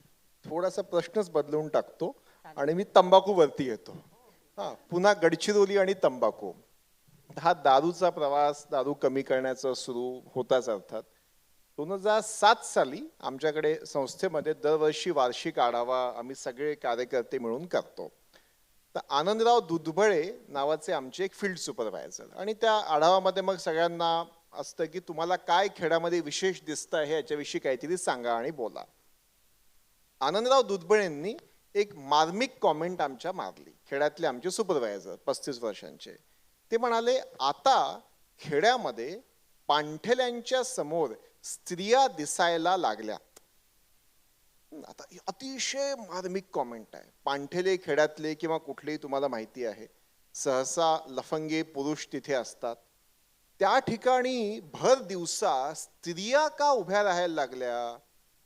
गुटखा, खर्रा आणि तंबाखू ही त्यांनी पहिली आम्हाला एक सुंदर अशी ओपनिंग दिली की खेड्यामध्ये आता गुटखा, खर्रा, तंबाखू ही इतकी वाढली आहे की स्त्रिया खायला लागल्या आहेत. इतक्या खायला लागल्या आहेत की भर दिवसा घरातलं काम सोडून पांठेल्यांच्या समोर त्या लाईनमध्ये उभा राहायला लागल्या.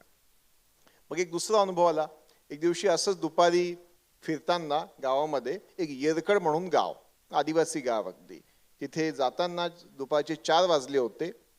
गावामध्ये हँडपंपच्या आजूबाजूला अनेक बाया सगळ्या पाणी भरत होत्या आणि एक यंग मुलगी होती 12-14 वर्षांची. ती दुपारी 4 वाजता आपला दात साफ करत होती. आम्हाला वाटलं, वाह, मौखिक आरोग्याची क्रांती. दुपारी 4 वाजता डेंटल हायजीनसाठी ही आदिवासी मुलगी आपलं तोंड साफ करते, म्हणजे काय झालं, आपलं अगदी चीज झालं पूर्ण सार्वजनिक आरोग्याचं. तर हे तिचं मग कौतुक केलं तर सगळ्या आजूबाजूच्या बाया फिसाफिसा हसायला लागल्या. म्हणे, काय तुम्ही हिचं कौतुक करता, ही वेडी मुलगी आहे, ही दर 2 तासाने आपले दात घासते, कारण ती गुलगुडाखू नावाची तंबाखूयुक्त टूथपेस्टला पूर्णपणे आहारी गेली होती. मग याचाच आर्थिक अभ्यास केला. 50% लोक तंबाखू खात होते. तंबाखूवरती किती लोकांचं आर्थिक एक्सपेंडिचर होत होतं?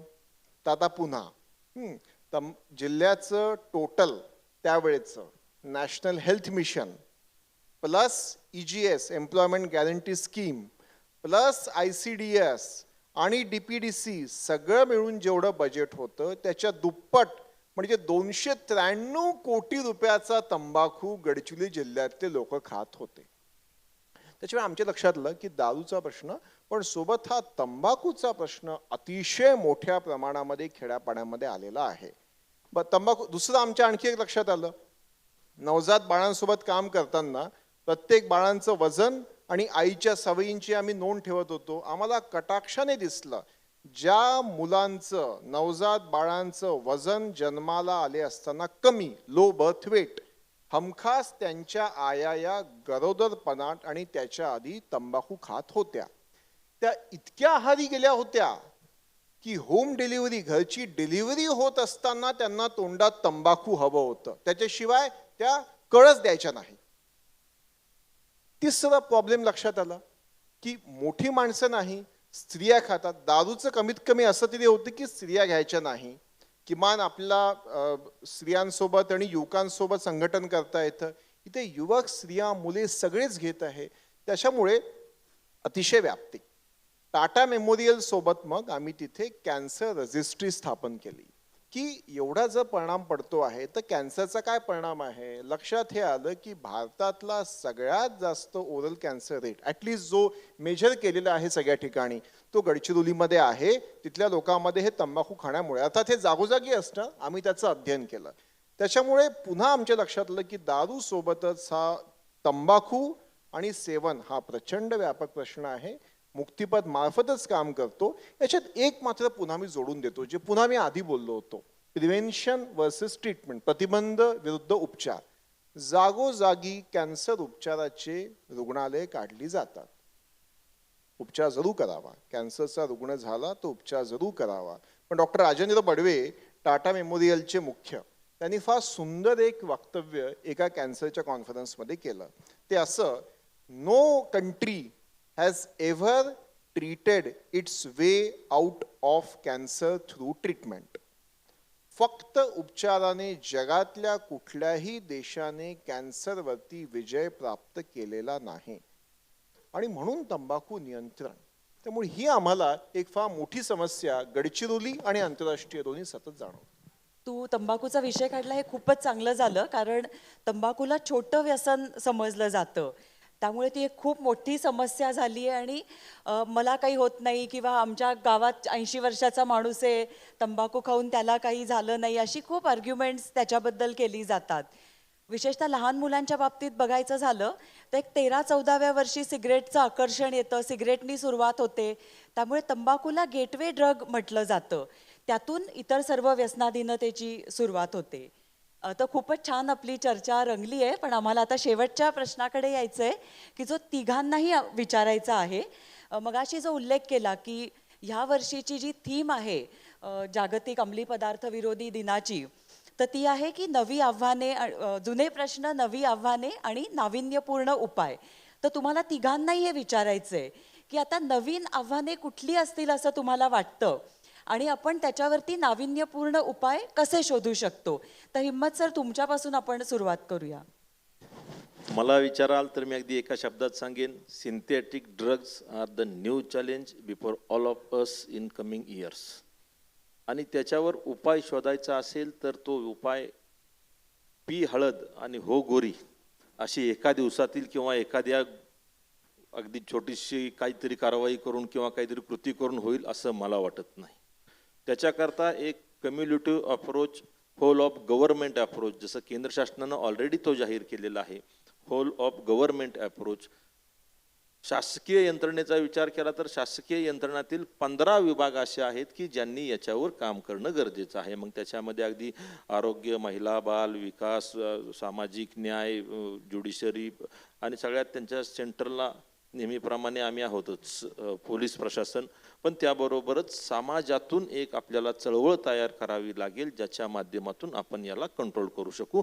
त्याची आयुधं वेगळी असतील, कुणी डिमांड साईडला काम करेल, कुणी सप्लाय साईडला काम करेल, कुणी अवेअरनेस साईडला काम करेल, कुणी डी ॲडिक्शन सेंटरच्या माध्यमातून काम करेल.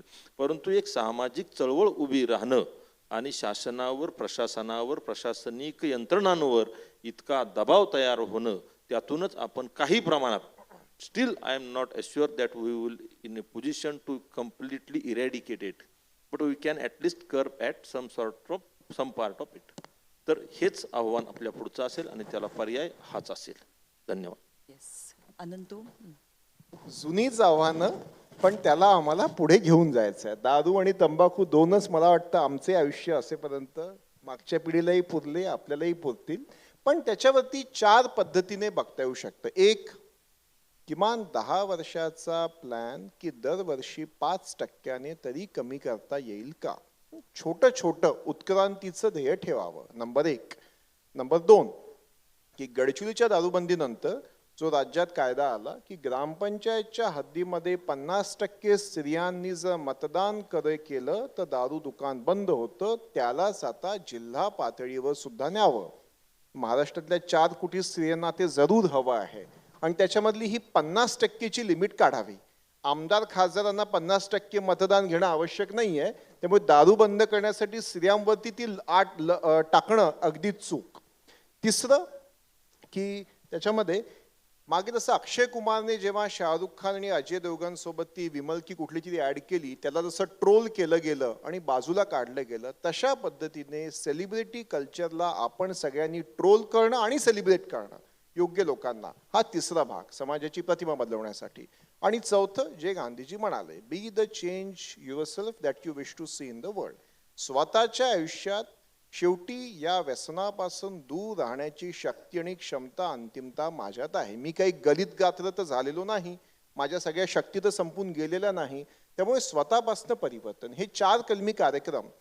हेच बोलताना असे वाटतं की व्यसन हे हताश करणारा कार्यक्रम असू शकतो, पण त्याला आशादायी पद्धतीने असं बघता येईल की तंबाखूमुळे कॅन्सर होतो हा British doctor study doll and हिलने 1950 मध्ये केला आणि US सर्जन जनरलचं ते प्रसिद्ध वाक्य की टोबॅको किल्स हे 80च्या दशकात आलं, जवळपास 35 वर्षांनी.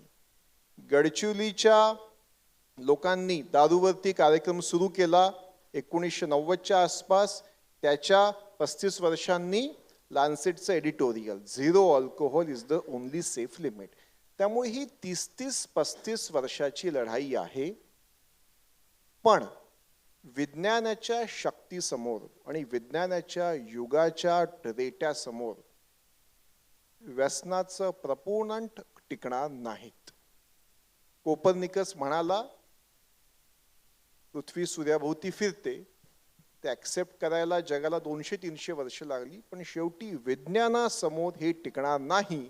या आशेनेच आपण पुढे कारवाई केली पाहिजे.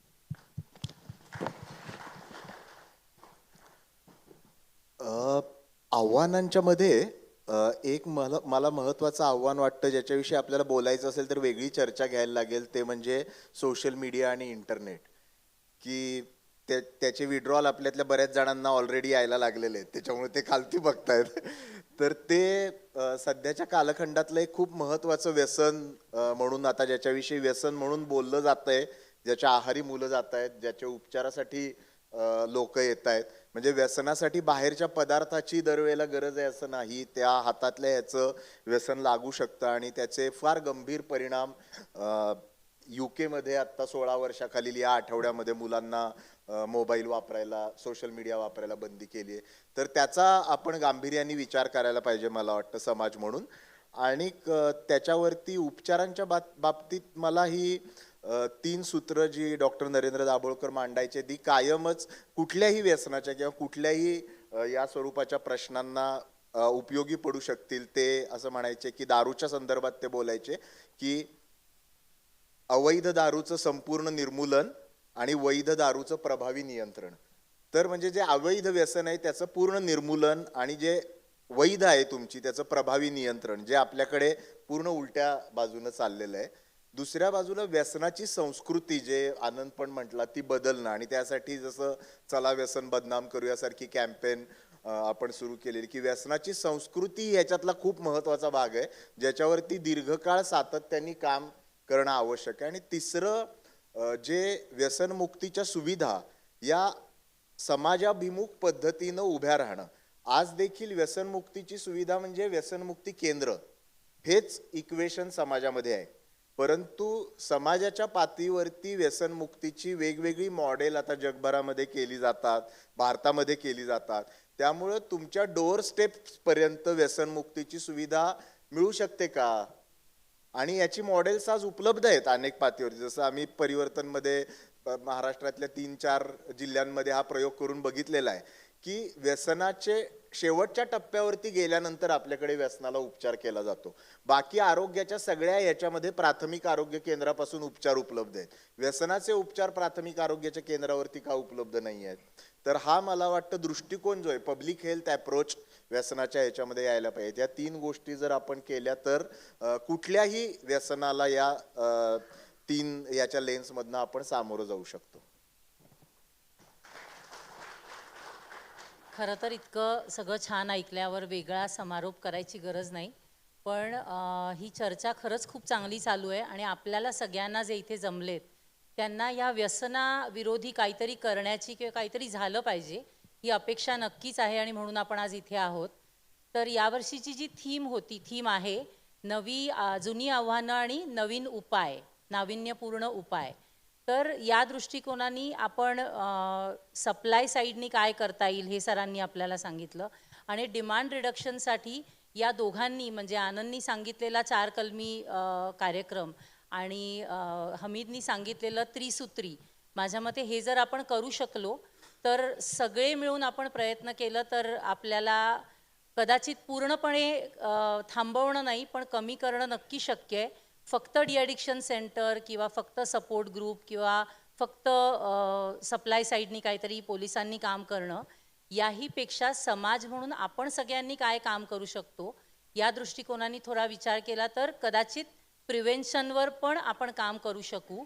हा कदाचित काय आपण इकडनं एक निरोप घेऊन जाऊ शकतो किंवा एक संदर्भ घेऊन जाऊ शकतो. धन्यवाद.